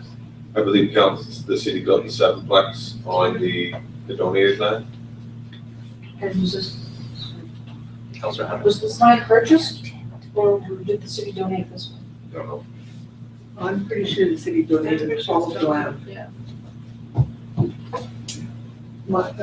Councilor Thompson. My question, and I did advise staff I would be asking this tonight, is what is the estimated loss of tax revenue? $991 and some change. Is that strictly for the city's portion? That's for the city's portion, yes. And that's both properties, that's not That's collectively. collectively, thank you.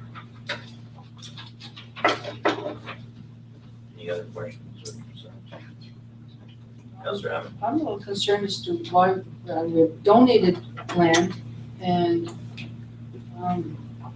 now they're asking for a tax exemption on land that wasn't paid for, that we donated. So I do have a concern, especially in lieu of the fact that now they've sent a written request to transfer the lease, that they're pulling out of Grand Forks. So what is their intention with that land? Are they going to sit on it? Are they proceeding to build on it? Will it be tax-free for perpetuity, or will it be coming back to the city? Mr. Thompson? My read of their request is that they were asking, at this point in time, to be included in the tax exemption bylaw for 2016, but to have relief from their tax obligation for 2015, which if they haven't paid, or if they have paid, they would be looking for it to be refunded to them. And we have a policy not to give grants and aid, and that is, I would consider that to be a grant and aid, and I can't support that. It's not our budget. Any other discussion?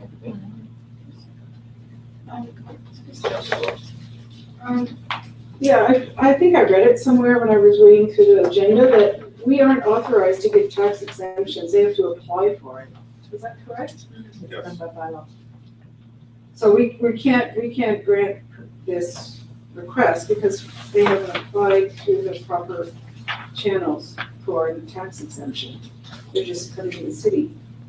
There's a protocol. Towards you. Yes, Mr. Mayor, the request is they're appealing, in the letter here, they're appealing that they be granted the tax exemption for 2015 property taxes on the following two vacant lots. Property taxes are already due. That was due on July 2nd. That timeline has expired. They did not meet the statutory obligations, so council would actually have to pay this at this point in time if you were to do it. You can't just simply, no, you don't have to pay. You would actually have to come up with the revenue to pay it on their behalf. So that's what Councillor Thompson was talking about, being a grant and aid. They could apply for 2016, but that would be a decision of council as to the process that they would undertake. But they have expired. It's just like any other citizen coming forward to you and saying to you, I was late on my property taxes, can you please exempt me from the penalty? No, you cannot. So they're trying to retroact. They're trying to retroactively go back, and they're not afforded that. The chief financial officer has said there's a deadline to avoid penalties on property tax payments. It's July 2nd. Please pay your, basically as you normally would. They would have to apply for the tax exemption in this year to move into next year, as per the deadline. That's why council has these policies in place, so they don't get these one-offs, so they're not spending their time in council meetings dealing with these situations. It's up to the executives or the executive directors and those groups to work within the parameters that are provided by council. And they are very fair parameters that you will afford them the timelines to apply. So in effect, have they paid taxes for 2014, and are they trying to reclaim them, or have they not paid them? I believe that Diana, their corporate officer, suggested that she believes that they have paid, but they are looking for they would be refund. Their refund. Okay, because otherwise, if they hadn't paid them, then they would be subject to penalties and they would be added to their tax bill. Councilor Ross. Habitat for Humanity has a great history of doing really important work in many communities throughout the world, in fact. And, they do have a plan, and we do have the Transition House Steering Committee in place that we talked about today, and we accepted the terms of reference. Although Habitat for Humanity does not do transition housing, but it does do low cost housing and has done some good work in this community already. I just think it would be in good faith for the council to offer them this exemption for this year or reimburse them and revisit it in the next, and ask them, have an invitation for Habitat, what their intentions are into the future in Grand Forks, seeing that they are sitting on land. To our CAO, Mr. Allen, has Habitat not pulled theoretically out of Grand Forks and said they would do their operations in other places? To the restore component, they're still active in their housing piece. They still plan because it's still on the land, from what I read in the letter. I haven't heard them say that they're moving right out of town, but they did in our meeting with you and I suggest that they were displeased and they were looking at all kinds of different This is things. a comment after me. Yes. Councilor Thompson. I quite agree with Councillor Ross that Habitat for Humanity has done wonderful things in the city of Grand Forks with their housing and the like. But having said that, it's open on donated land, And how much more do we want the taxpayers of the city of Grand Forks to be these kinds of industry requests? We don't have a grant and aid policy. That would, that's what they're asking for. We don't have a never-ending plan. There's no money tree out the back door. I think it's not in the budget. And I think we really have to take all of these things into consideration. You know, wouldn't I just love to be able to say, yes, let's give all of these wonderful organizations tax relief? We can't afford to do that.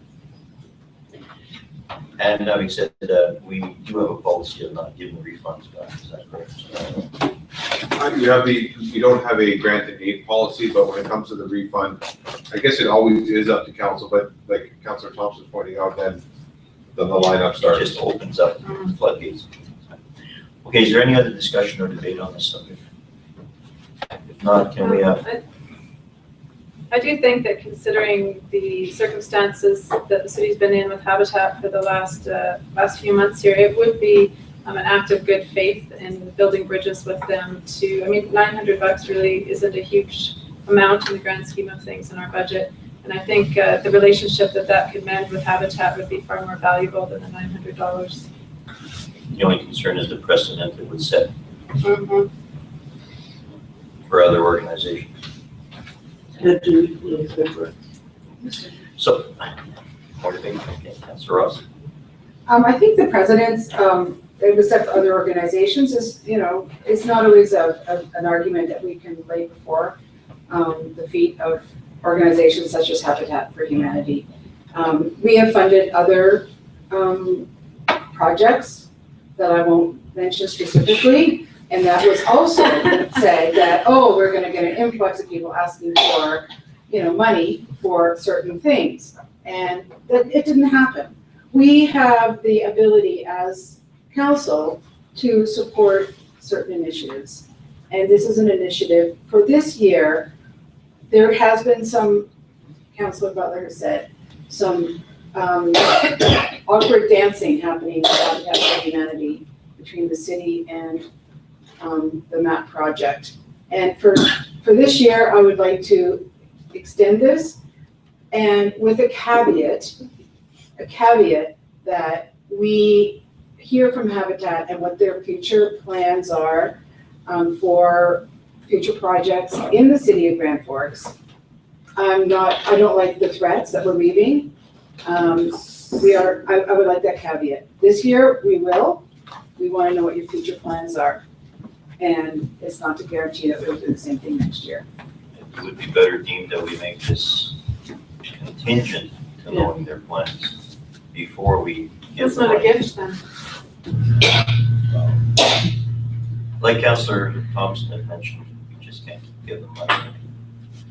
Not our money to give them. Councillor Hammer? Before I'd be prepared to vote to give them a tax exemption, I'd also like to know what their future plans are.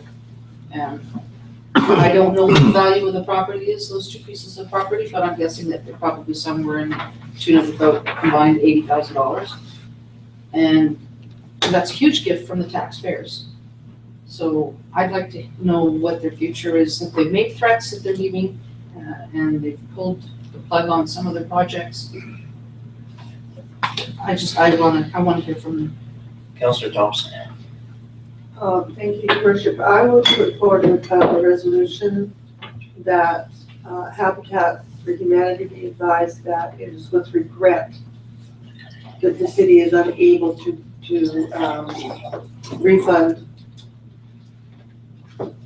or to provide a tax exemption to them for the 2015 property taxes on their 2 vacant lots as described in the letter. We already have that motion on. Is that a motion on? Not that we have to regret the refund, we're just giving them permission that they've already passed the deadline for submitting.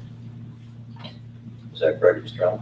For 2015, they failed to Yeah. apply for that. So we don't have to make a motion that we regret doing the refund, we just have to vote on this motion because they've already missed the deadline. They can apply for Yes, 2016. exactly. But it might soften it if we said with regret, that we're not just, it's not,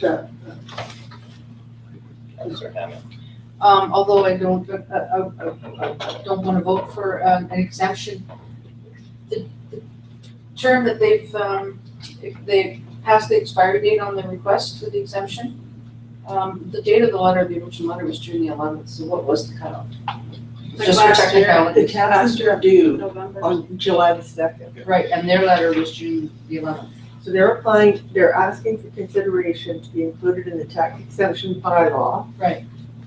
For 2016. That has to be adopted by October 31st of 2015 to be effective in the taxation year 2016. So they missed the deadline for 2015. 15, yeah, gotcha. So they would pay and we at our leisure would Right. refund them. So all in favor of the motion? Can we just have that clarified, please, one more time? Your worship, I have the result that council regrets that city is not able to grant the 2015 property tax exemption as requested by Habitat for Humanity Southeast British Columbia.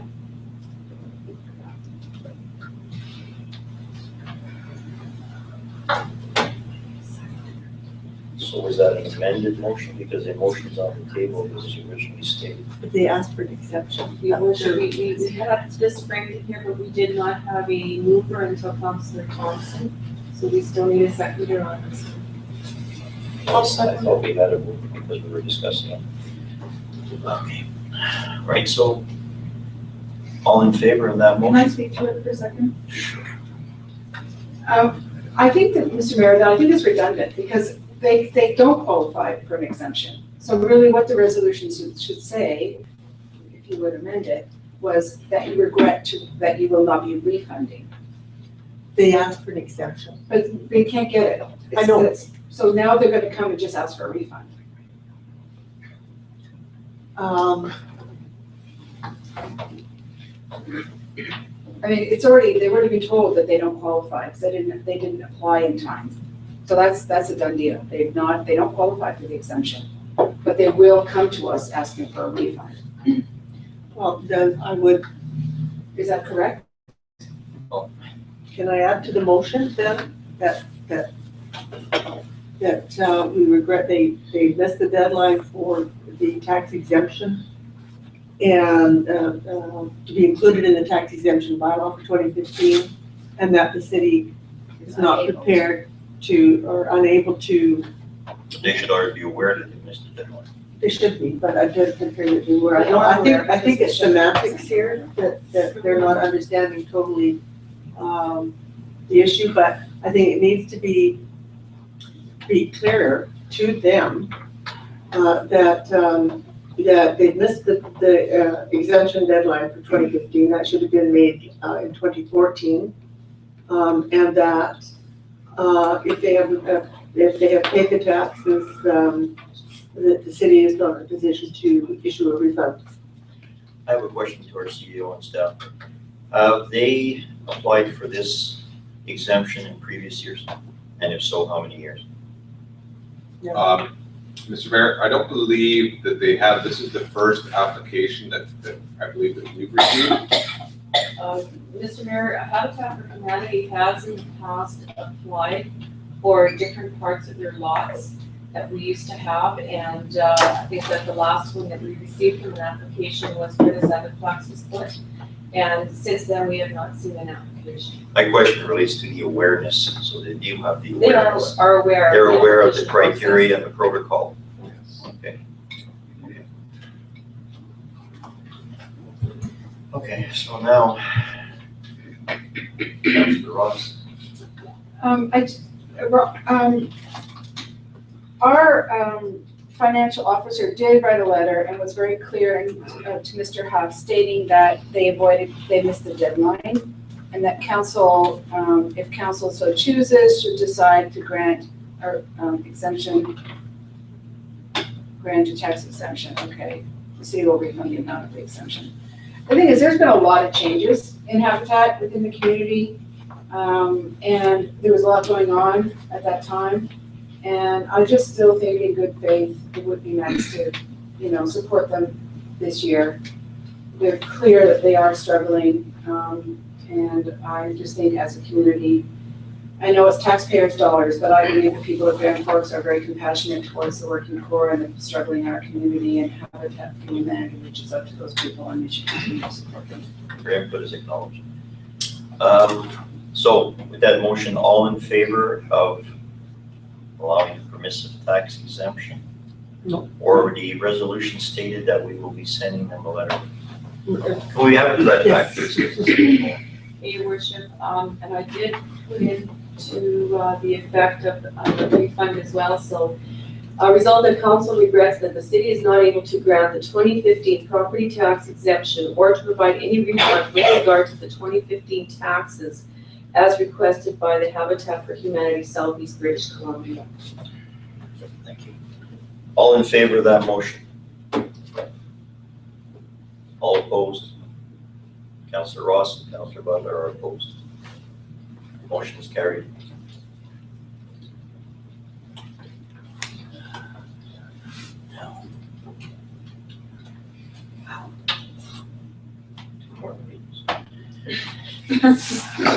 We're on page 84 of 200. From our Chief Administrative Officer, the item on the agenda is the topics for ministers' meeting at UBCM.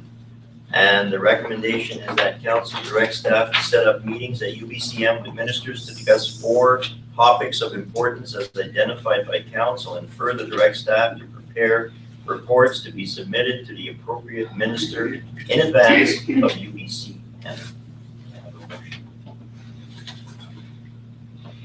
May I have a motion?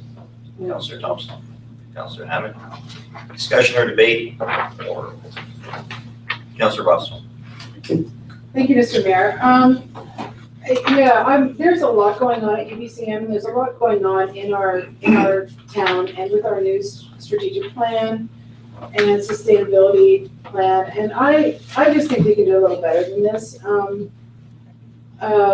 Deer, we have deer in hand. We have an excellent deer committee, and we're going into the next, phase of moving that forward.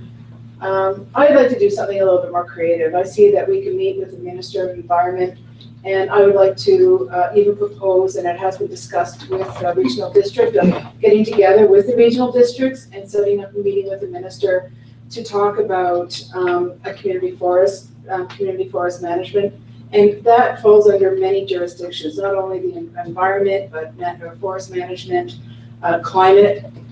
We can talk about climate change, community forest management, water, just to talk about community forests, and we can partner with Area D. And I believe that area. I would like to talk to Russell, and talk about what he's interested in doing, and see if we can at least have one meeting outside of the proposed 1, 2, 3, 4 that we have here, working with the AKB, the RDKB and RDKB.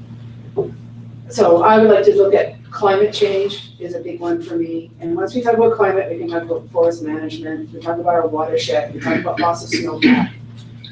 So could I recommend to council then that we direct this to staff, that we have a workshop and we discuss this further prior to giving I think we should do it very soon, but yeah, I'd like to Have a do workshop that rather than just accepting these recommendations.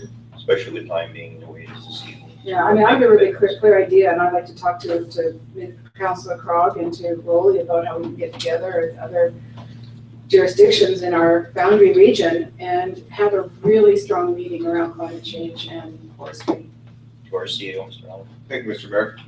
Councilor Ross has got some great points in respect to the stuff moving forward. One of the things we have to consider with these meetings with the ministers is we have to go with some finite information. We get 10 minutes of their time, and we have to go in with a specific ask.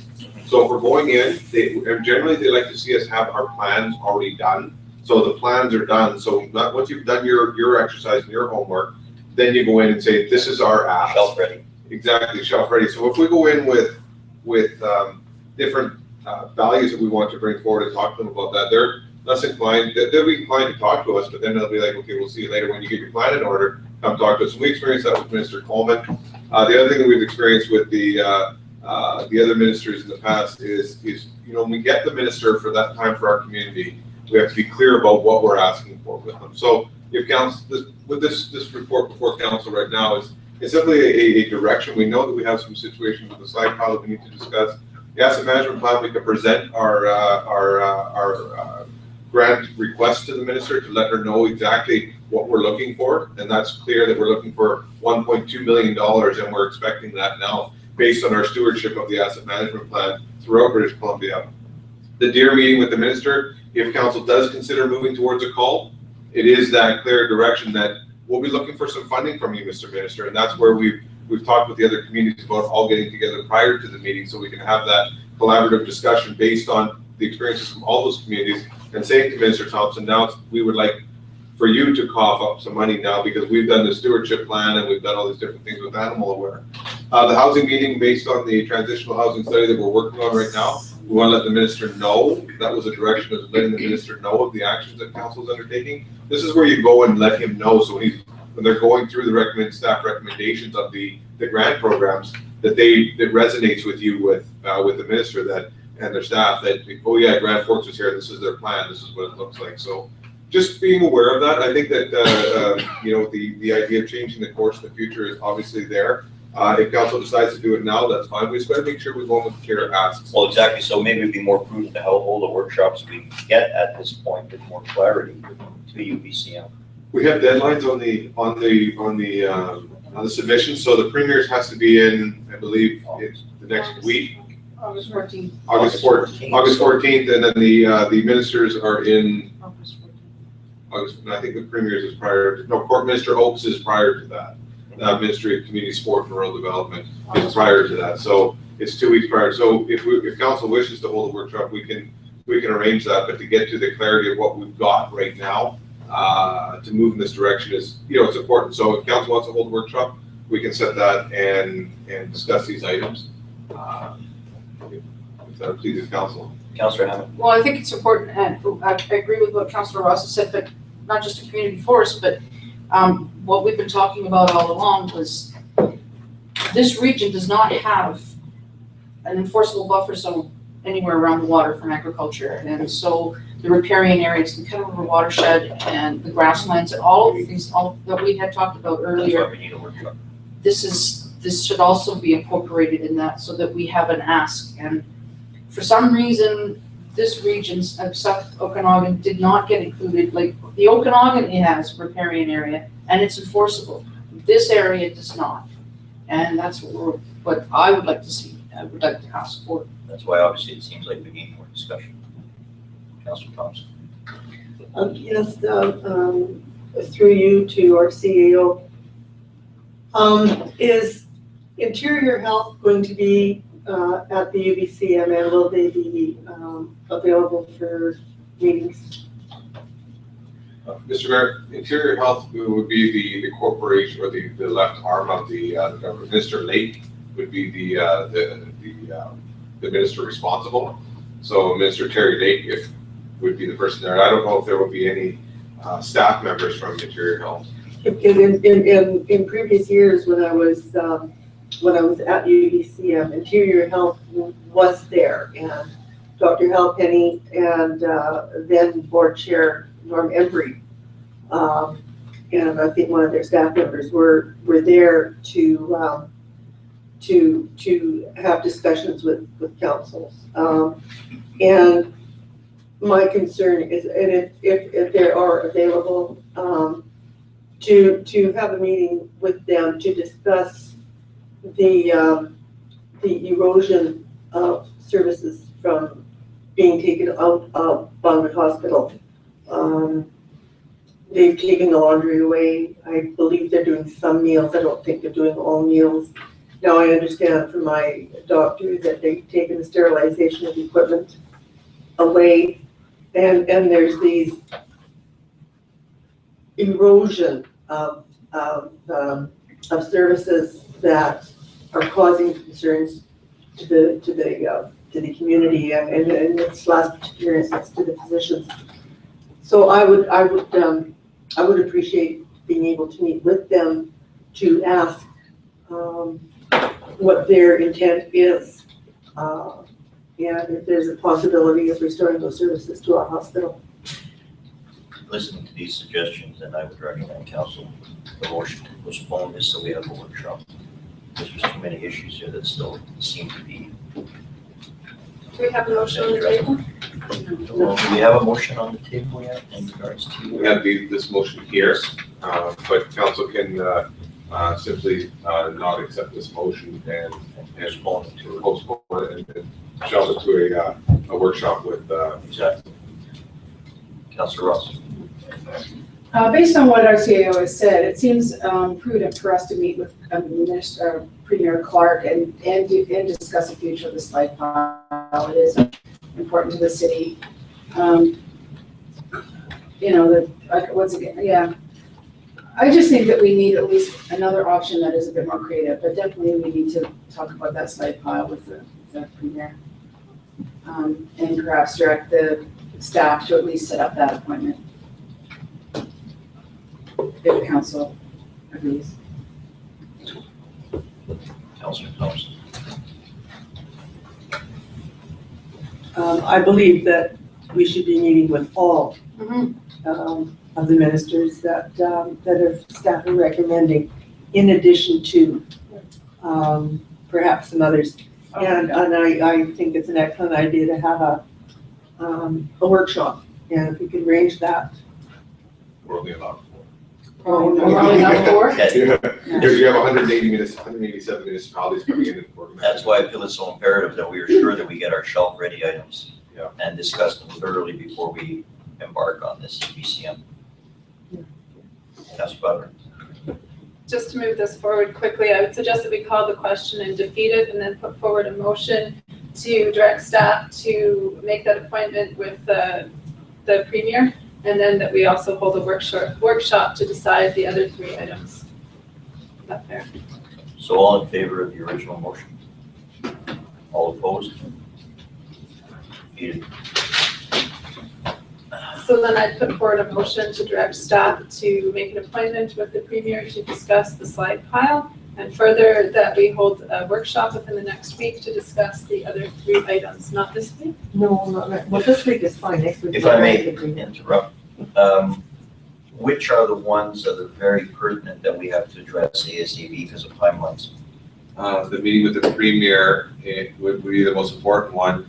We're waiting for some feedback from all the other municipalities that have dealt with deer issues. We're expecting some feedback from, I spoke to the CAO from Oak Bay, and we're trying to organize a meeting with the mayors and councilors prior to the minister meeting at UBCM. So if our council is not going to be participating in that, then, so I'll need to know some information relatively soon in respect to that. So what we'll do is I'll send out a meeting request to all of council. I'll try to get it, I'll try to get that organized for next week. For the workshop, For the but workshop. the one that's in real urgency, we can deal with. Mr. Oaks and Christopher. Yeah, if I'll check the timeline on Minister Oaks, but I think we have to, no, Minister Oaks is definitely prior to the rest of the other ministers. The Clark and Oaks are both on the 14th floor. The others are the 28th. Okay. Councilor Thompson. Just a request, if we're gonna have a workshop next week, could we make it after Wednesday, like Wednesday afternoon, Thursday or Friday? My grandchildren are going to do it, and I haven't. We can discuss that when we do Yeah, the meeting request. Exactly. So we have a motion on the table, we don't have a second. I'll second it. Councilor Hammond. So again, unfortunately, may I have that motion read back, please? Okay, Mr. Mayor, resolve the council to direct staff to make an appointment with meeting with Premier Clark with regard to the slag pile, and further determines to hold a workshop with regard to the other meetings at the UBCM with the ministers to determine other topics for discussion. Thank you. Discussion. The motion is on the table. Discussion. Pardon? Are you looking at me to say I can talk? Yeah. Councilor Ross, sorry. Yeah, and just also included that with Minister Oaks. I think we agreed that we need to talk about asset management and a follow-up on the grant application. So we can confirm with Minister Oaks and with Premier Clark. You're adding that to your motion? It's my motion, but you can add it. Okay. Yeah, I'm asking for a friendly amendment. Yeah, yeah. Okay, go you're for you're it. amending the motion, so can we have Right. the amended motion, please?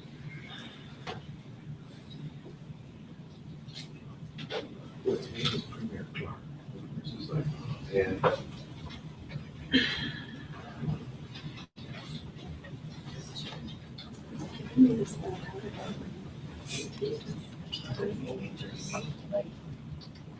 No, it's because Neil's not here.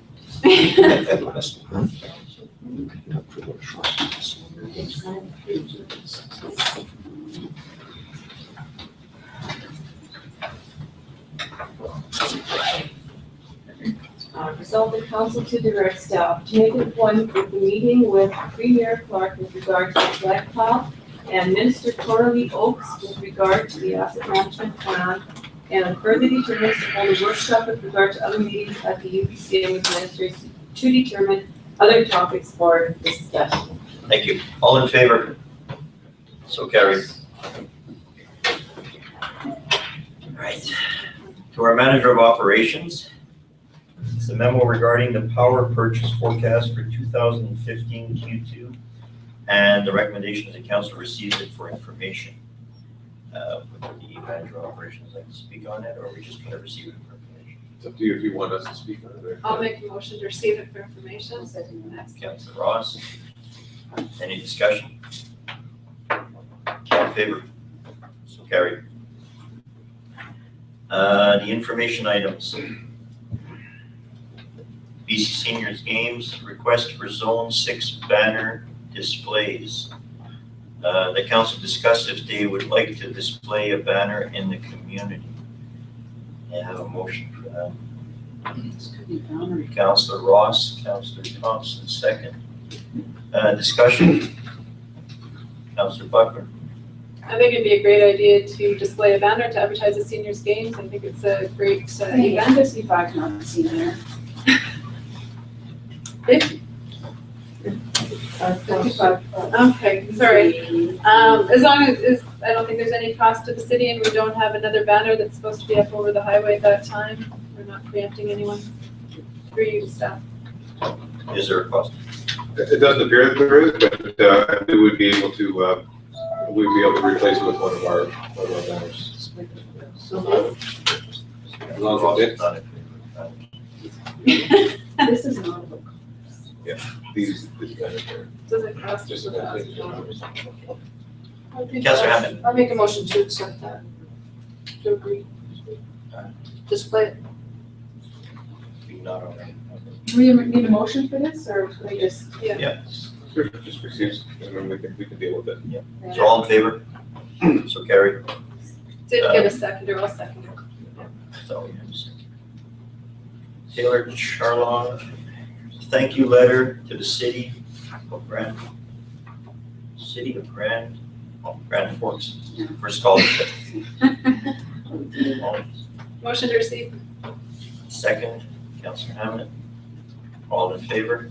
So carried.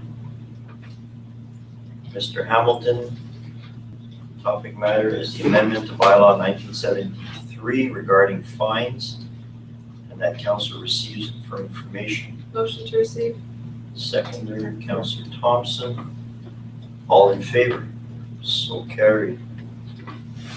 Nadine Hyberg, letter regarding fence height restrictions, and that council receives for information. Motion, Councilor Thompson, Councilor Hammond. All in favor? So carried. From Tom and Beverly Tripp, a letter regarding bylaw 1973, deadline concerns, and that council receives it for information. Councilor Butler, Councilor Thompson. no, I've got a. Oh. I need a second. The second for discussion. Okay. I would, be making a resolution that we, extend the deadline for water meter installation. Did I get read on that? We're doing it later when we, the bylaw comes out. You can push this until you deal with the bylaw, Okay. if you'd like. Like receiving it for information. Okay, All in favor? So carried. Cheryl Smullen, letter regarding advertising and awarding process of the city pit job on Granby Road and the city's response. The recommendations council received for information. Councillor Thompson, Councillor Hammond. Any discussion? No. Received. All in favor? So carried. Mayor Connor, letter of support. Letter of support to recreation sites and trails of BC. The recommendation is that council receives this letter for information. Councillor Butler, Councillor Thompson, all in favor? So carried. Manager of Development and Engineering Services. Minutes of the June 11, 2015 Transition Housing Project Steering Committee. Again, the recommendations council receives it for information. Councillor Thompson, Councillor Hammond. Discussion? Councillor Butler. Just to break the monotony, I think it was, I saw that Daphne did the minutes on this. I just wanted to say they were excellent minutes. It almost felt like I was there, so thank you. Oh, that was Dolores. Dolores, yes. All in favor? So carried. The Manager of Development and Engineering Services, again, the draft minutes of the June 23rd, 2015 Transition Housing Project Steering Committee, THPSC. Again, the recommendations council received, a motion to receive for information. Councillor Thompson, Councillor Butler, all in favor? So carried. And the Grand Forks Slow Pitch Tournament. The item is request from the Grand Forks Slow Pitch regarding setting up a beer garden during their tournament of July 24th to the 26th, 2015 at Dick Bartlett Park. The recommendation is that council approves the issuing of a special occasion liquor license to the Slow Pitch Tournament and Lee Makrotov, apologies if I McCorduff, July 24th, 26th at Dick Bartlett Park. The gardens will be open from 5 p.m. to 11 p.m. July 24th, 11 a.m. to 11 p.m. on July 25th, 26th. Subject to the gardens being situated between the concession and park number 2 at Dick Bartlett, surrounded by a temporary fence and subject to the organizers obtaining third-party alcohol liability insurance, naming the city of Grand Forks as an additional insured on that policy, and all servers of liquor to hold a serving and right license certificate and ICBC drinking and driving warning posters be displayed. I have a motion. Councillor Thompson, Councillor Ross. Any discussion? All in favor? Just a question. Councillor Hammond. Request for groundsmaster to be used on infield park start date. It's groundsmaster. Grooming unit for the infields. Thank you. All in favor? So carried. Moving to our bylaws section. Manager of Development Engineering, to amend the current zoning bylaw by rezoning property located at 832 64th Avenue from current R1 single two-family residential zone to R4 rural residential zone. At council, the recommendation is select one of the listed options. Councillor Thompson, do I have a second here on that before we? Well, I'm Motion is yet to select one. Sorry. my motion would be that we opt not to proceed with the rezoning of this property. Do I have a second from Councillor Butler? Discussion. Speaking to the motion, this was the second public hearing we held on this property. We have heard from one individual at the first public hearing who was not opposed. We have heard at the first public hearing and then at the second public hearing, neighbors who are opposed to the rezoning. It's also of note that the applicant did not attend either public hearing to speak to his request for the rezoning. And therefore I can't There's no council support now. Councillor Ross? Thank you, Mr. Mayor. I'm going to support option two. I'm going to vote in favor of option two. And although I would like to be clear, I support the intent of the applicant to grow food and develop more of a food-focused land base in the city. I'm not going to support it because I do think by rezoning within the city, it creates some unfairness.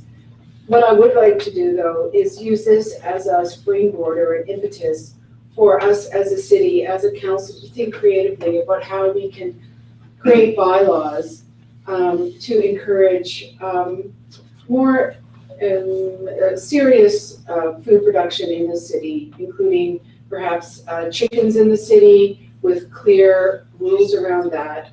So that we have more food production in the city, more market gardening, and so that it's not so distasteful to folks. I'm going to support option two, but I hope that we can be more creative as we think about how food is produced and we become more food secure. Councillor Hammond? I'm supporting option two as well, and only because I'm concerned that with only one lot in that whole community, the rezoning, it's going to affect the tax base on that piece of property, but not the adjoining neighbors, and it could affect their property values. And secondly, I'm a little concerned that the petitioner for this hearing didn't attend either hearing to give an explanation as to why they wanted it rezoned, so. Any other discussion or debate? So all in favor of the motion which is motion two to option two? All in favor, so carried.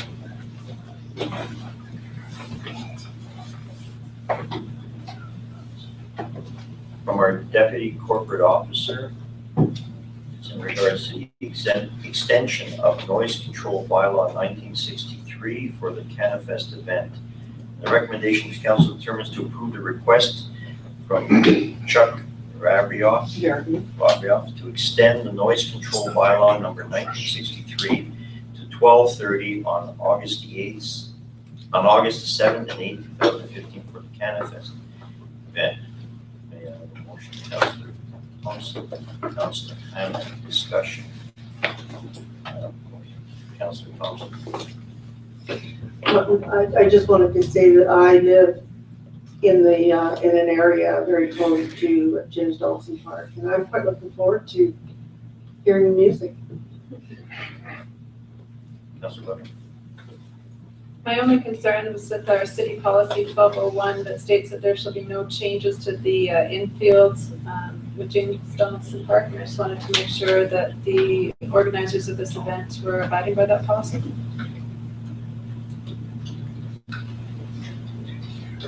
Mr. Reed. Thank you, Mr. Mayor. They're going to set up outside of the infield, so they're not doing any permanent changes or changes to it. Councillor Hammond. I would like to say I met Mr. Verbath last week, and he's extremely eager and excited about his first Canifest here, and is confident that there won't be any problems. I have only one question.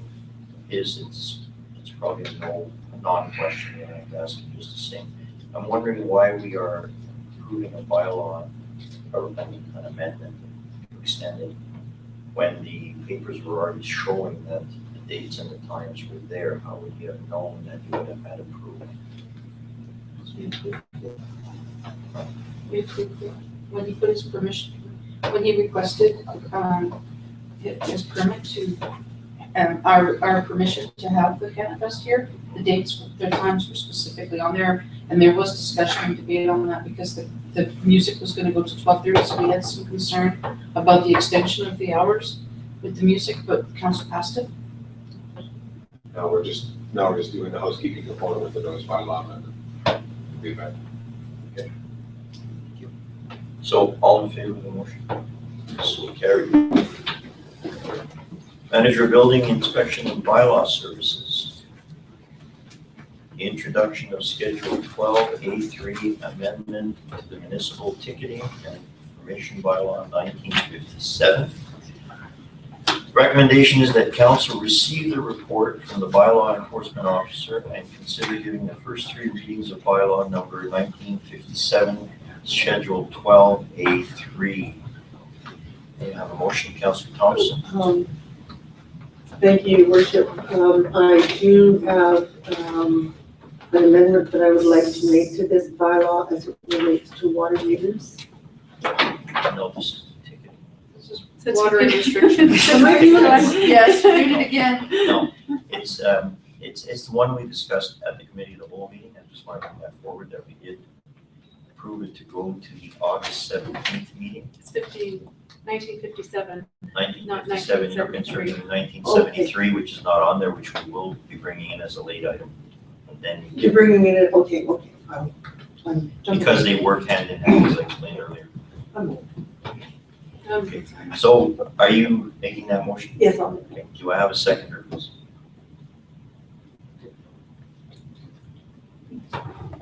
I'm Councilor not sure what it states though. I can't. It's the one we discussed this morning that we were referring to the August 17th meeting. Oh, It's we're the just same one. referring it, okay. Yes, it's so- only the timelines are different because if it's an August 17th, it's kind of late downstream. Yeah, And it works hand in hand with the other one that was amended today at the committee of the whole meeting, 1973, which is the actual water restriction bylaw. But without one, you can't have the other. okay, so we're just referring this. No, we are giving it first three readings. That is the recommendation, which we were doing at the committee of whole, but only doing it on August the 17th. Timelines have been pushed forward to tonight. Oh.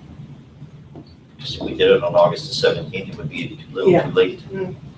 Right, that's, oh, I see, okay. So See, we this have is a to face ticketing one, which works in conjunction with the water restriction, At this stage. which we will be addressing also, which we did this morning also, which I won't be around.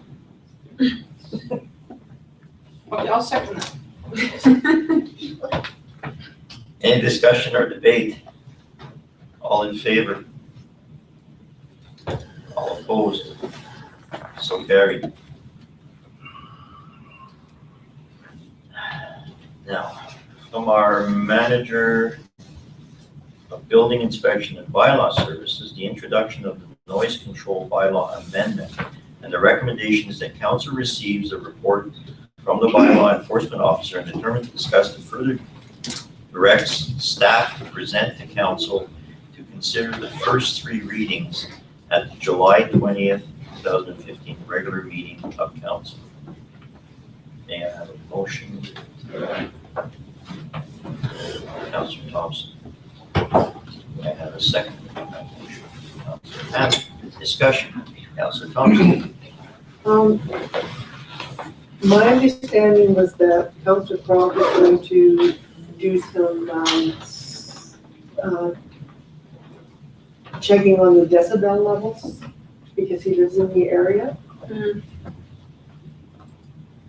Of the sawmill. Has that, are we being premature in doing this without that information?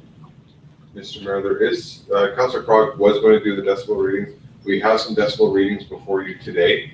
In the report, you can see the decibel readings. I guess what do those mean? And decibel readings are very, very difficult for people to determine what they actually mean to an individual.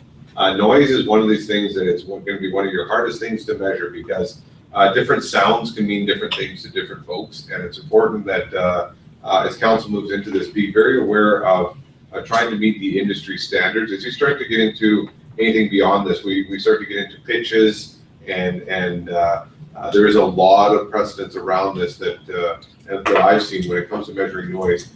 Council is going to enter into an area that's going to be very, very difficult. Now, that being said, you still have the ability to determine it, comparing it to what you see when it comes to the maximums and the minimums. But you want to be able to relate that to specific sounds. So you don't want to have those sounds present. So when you're comparing it to whether it's a Harley Davidson motor versus a 1972 Chevelle, or you might want to compare it to the pounding of a blacksmith in that type of activity versus the startup of an industrial saw. So there's so many variables that people are more inclined to accept traffic noise versus the repetitive dinging noise that will make them move into a state of mental instability. And it does. There's some test cases around that. Would it be prudent for council to start regulating industry based on decibel levels? Would we be getting into a very possible gray area here? You start to move into, yes, Mr. Mayor, the answer to that is yes. You're starting to move into a very ambiguous gray area. The mill they've been moving a lot of things in that direction to reduce the noise. You'd probably even hear like the pitch of the excavator or the loader when it backs up. It used to be a distinct beep noise, but now it almost sounds like it's I don't know what you would call it. It's a muffled. So we'd be best to use suggestive persuasion rather than implement decibel levels on industry. I would suggest to you that you follow the industry recommendations, and I think your partner, the Stewart Interfor, is working very hard, and they've demonstrated that in the past that they've put in millions of dollars into this operation to reduce noise. And I think it would be prudent for council to continue to meet with them and talk to them about the activities they're going to be pursuing. But moving this item forward will allow you to satisfy the needs of your bylaw to continue to make sure that they are operating, because they're continuing to operate anyway. Rather than legislate to them. Exactly. Thank you. Councilor Butler. Yeah, I read the letters that Interfor submitted, or the staff has submitted with this recommendation, and it is nice to see what they've done to try and accommodate the residents in the surrounding area. I haven't heard from any of those residents, so I don't know their side of the story on this. But the one part about this bylaw that I remember Councillor Cog and I had concerns about last time was the broad scope that this gives to any business or industry. I mean, we're not just talking about the mill here, that any business or industry established in accordance with the City of Grand Forks zoning bylaw, like you said, Harley Davidson, if someone has a shop, and I just don't want to give a broad scope to any business to create offensive noises. But is it not in our position that we can amend the bylaw should such a situation occur downstream? We always have the ability to amend the bylaw. Yeah, Mr. Mayor, you do have that ability, and you can see in some of these examples here that dangerous noises are hair dryers, blenders, power tools, lawnmowers. Sure. I mean, really, but these are the things that they've determined that are dangerous, and Interfor is into the alarm clock and traffic and vacuum range, and into the moderate. So these are the industry standards that are out there. So you can see the discrepancy. This is where it's an opinion-based thing. So I think you want to default to industry-based and then leave it there, because you don't want to get into discrepancies where you're starting to kind of split hairs in this. Exactly, because you'll have citizens that object to a garbage pickup truck backing up with a backup horn. Very much. Especially if it's done in a certain time of day. Councillor Thompson. Thank you. When I was talking about Councillor Krog and the decibel readings, it certainly wasn't intended to be derogatory towards Interfor, because as Councillor Butler said, they have just done tremendous amount of work to try to mitigate any noise or disruption to the neighbors. So, and I think they need to be commended for that. It's been wonderful. I was just wondering if Councillor Krog had the opportunity to do that, and because we had some of the decibel readings in that other graphic, and I just wondered if we had an update on that information, and if not, that's fine too. Mr. Mayor, so we don't have anything to update yet. I'll speak to Councillor Krog when he gets back and see if he's done. Okay. Councillor Butler. The other piece that Councillor Krog had mentioned was the times that these samples had been taken at. He was, I think, more concerned about the later times. Yeah.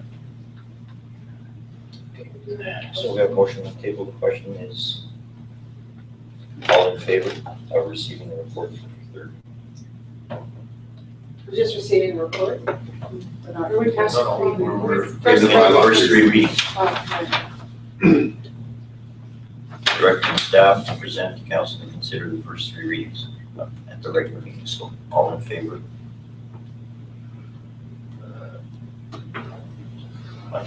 All opposed? Okay, those hands didn't go up, so, Yeah, it's kind of unfair. okay. So carried. Okay. From our Chief Financial Officer, bylaw 2016, year 2014 to 2018, the financial plan amendment 2. And the recommendation is council give final reading to bylaw number 2, 2016, year 2014 to 2018, the financial plan amendment 2. Councilor Thompson, Councilor Platt. Is there any discussion? All in favor? So carried. We'll now move on to our late items, and I seem to forget it was regarding The water. bylaw 1973, and that's it for me. I'll recuse myself, and I will give a statement to our corporate officer.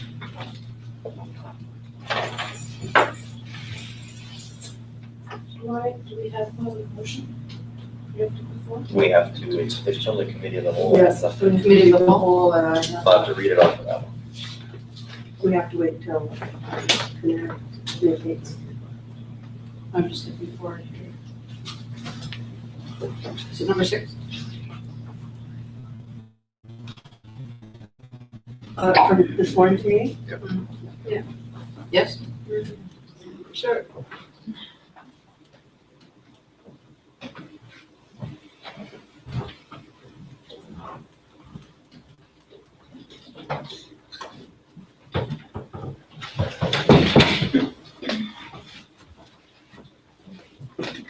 So, Acting Mayor Hammond, that was the discussion on the changes to the water meter program and the dates, is what council discussed this morning with respect to the installation dates and the completion of the installation dates by a specific time. And I believe Councilor Thompson, that's what you were referring to. Yeah, I've been trying to do that. You've been trying to address that. So, I don't know if you need to. So it's not bylaws, it's not number 6. Yeah, it's number 6 in the committee of the whole. It's the second item down. 6B. 6B, I've got 6 and 6. 1957 and 9. Page 2 of the committee of the whole? Yeah. Okay, I'm on page 177. Go to page 2 and you can get it. Okay.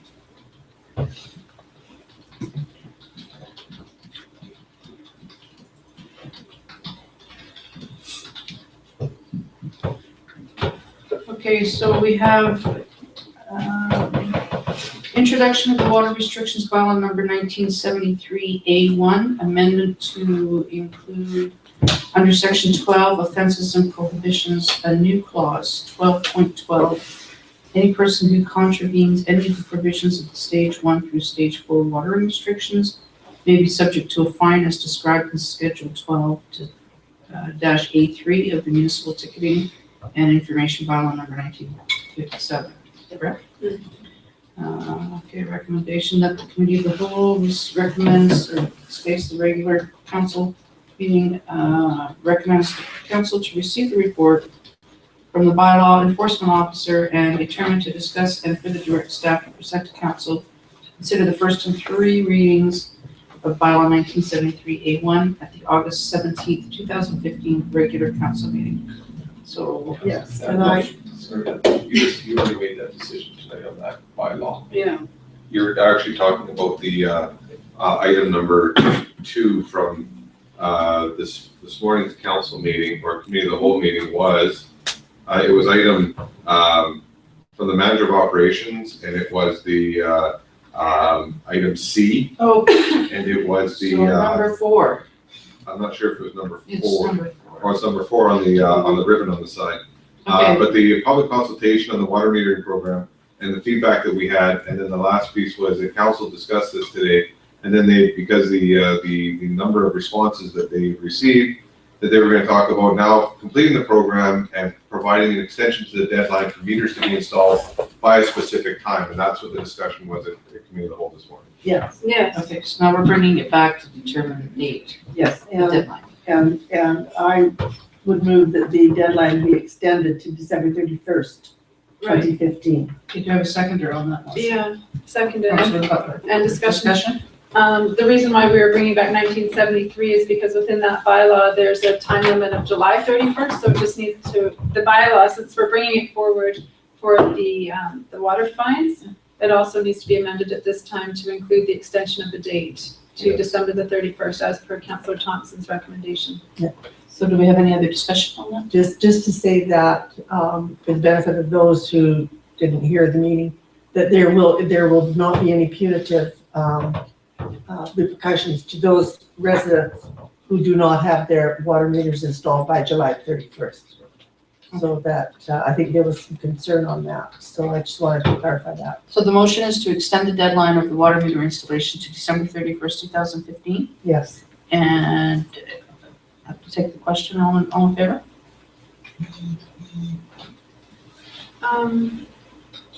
Just for clarification, was that motion to amend bylaw 1973?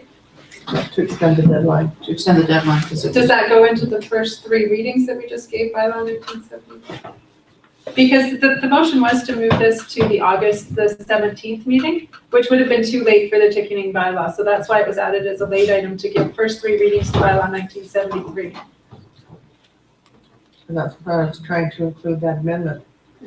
But 1973, the one that I had read previously on. Yes, that's the one. That's the one that was on the, moving from stage 1 to stage 2 in the watering restrictions. So that's part of the bylaw. I don't understand why they So- still the same number.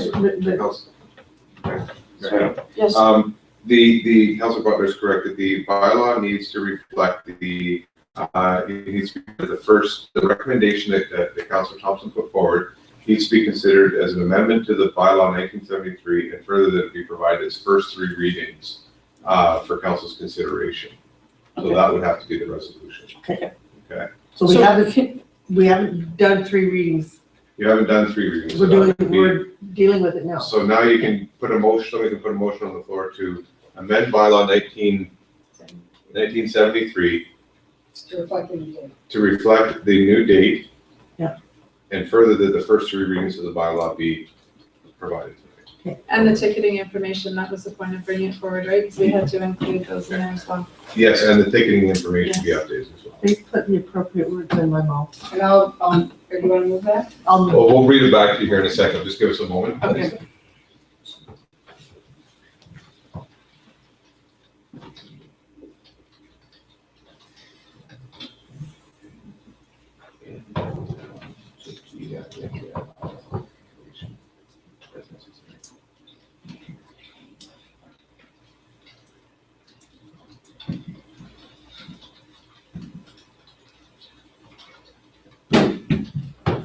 Perfect. So the council determines to extend the timeline for the extension of the water meter program to December 31st, 2015, and further to amend the timeline within bylaw 1973, and further that the first three readings of the bylaw we provide to reflect the timeline change and the municipal ticketing information bylaw information as necessary. So that would be provided in the bylaw. So that's the motion that would be on the floor for consideration by council.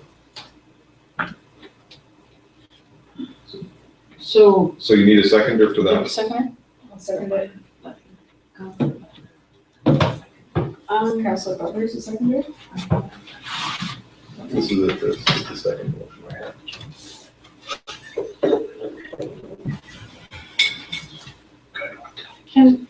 Sorry, the last item. But just to be more specific, we need to amend section 10.7 in bylaw 1973. It says that the city will provide a water meter free of charge up until December 31st, 2015. That's where it needs to go in. Section 10.7. 10.7. I think if you do a word search for the original date and replace it with the new date, you cover all those. So we don't amend it somewhere else. else. I think, and not only section 10.7, but anywhere else within the bylaw. Yeah. Because I don't think you want to limit yourself to the one section. If council's going to make the decision tonight, you don't want to back yourself into a corner where you're saying, okay, well, you missed 10.8. Yeah. So let's just say that if council decides that it would be December 31st in section 10.7 and anywhere else it's required within the bylaw. Sure. As appropriate. So can we take the vote? All in favor, the seconder? Who's seconding it? I think you did. Julie.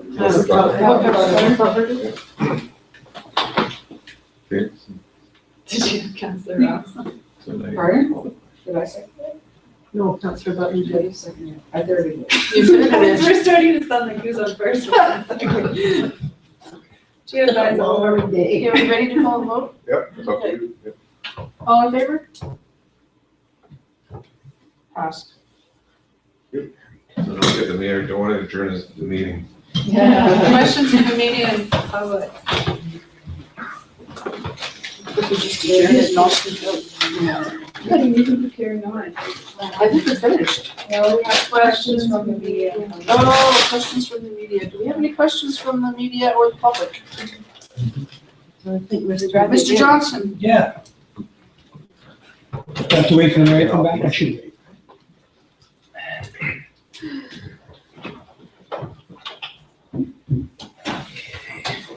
Just taking You questions. didn't adjourn on me. No, we're good. Save the I fun thought part. about it. That's the fun part. Just for the record, I, Mayor Frank Conrad, wish to recuse myself, and I'm not entitled to participate in the discussion or vote on the next item of business, which was the late item in regards to bylaw 1973 on the agenda, an advisement from the corporation lawyers Young Anderson, based on their opinion of a perceived or indirect pecuniary conflict of interest directed at myself. Also based on their advisement that the remainder of council should encourage me to recuse myself. Furthermore, I wish to invoke my right under Community Charter Section 100, 104 respectively, that I, Mayor Frank Conrad, am not declaring nor admitting to this perceived conflict of interest. For in my opinion as mayor, there is no conflict of interest and never was. Furthermore, for the record, this action obstructs my ability to perform my elected official duty as mayor for the citizens of Grand Forks. Copy Dean.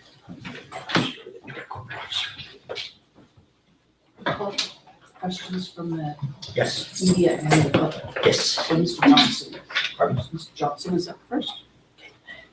All right, we'll now entertain questions from the gallery and the media.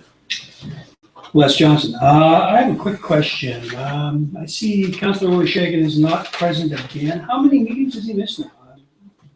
Is anybody counting? I think staff would be probably in a better position to answer. Mr. Mayor, in respect to that, he has been permitted to leave. So there is a leave permission that's been granted. So if the question was come back, we'd have to figure out prior to that, the regularly scheduled meeting. So we could get that information and have it available at the next meeting if you'd like. Okay, thank you. Any other questions? The gentleman in the front. Phil Morrow. Mr. Mayor, I'd like to ask the question of our CAO with regards to the city's corporations of the city of Grand Forks' legal department putting you into a conflict of interest, a pecuniary conflict of interest with regards to water meters. Proceed. I would like to have it explained to me what this conflict of interest is. I can't see one. He has no business of installing water meters. He doesn't have any business that uses water from water meters except for his home. So what is this? Why does he have to recuse himself? Mr. Mayor? Am I in a conflict of interest? No, Mr. Mayor, in respect to the question, the corporation's lawyer provided an opinion to council. Now, council released a press release on that. The decision of the councillor or mayor to participate in the meeting is entirely up to them when they receive their opinion. If they receive their own legal opinion, it's up to them to determine how they're going to do that. The perception of this particular is something that I don't believe the details have been released from in camera on, so I don't know that I'd be able to speak to it. Councillor Button? They have been released from main camera, Mr. Mayor. They were provided by the city when they filed my proceeding in court. So those documents are available to the public now. They are public documents. I don't believe mine are. It has the lawyer's full opinion in those documents. So the lawyer then did, in that document, that did lead to it. So I'm not a lawyer, but the corporation's lawyer provided the statement from the legal end of things of what they thought. So at that point, Mr. Mayor, that's as far as the detail I can go into the answer to that question. And if I may answer further on that, is in my position, I was not prepared to spend thousands of dollars on legal fees to challenge something which I felt had no real relevance anymore for myself. Thank you. Any other questions from the government? Gentleman in the front. My name's Murray Rennie, and it's not really a question as much as it is a statement. People that live beside the sawmill and complaining about it are like people that live at the end of a runway and complain about the airplanes coming in for and taking off from an airport, especially if it was there before they bought the house. And I would think that in those situations, the person has absolutely no grounds for complaint. Let's see. Perception is well received. Anyone else from the audience or the media would like to comment or speak? If not, may I have a motion to adjourn? That's our girl. Councillor. This meeting is adjourned.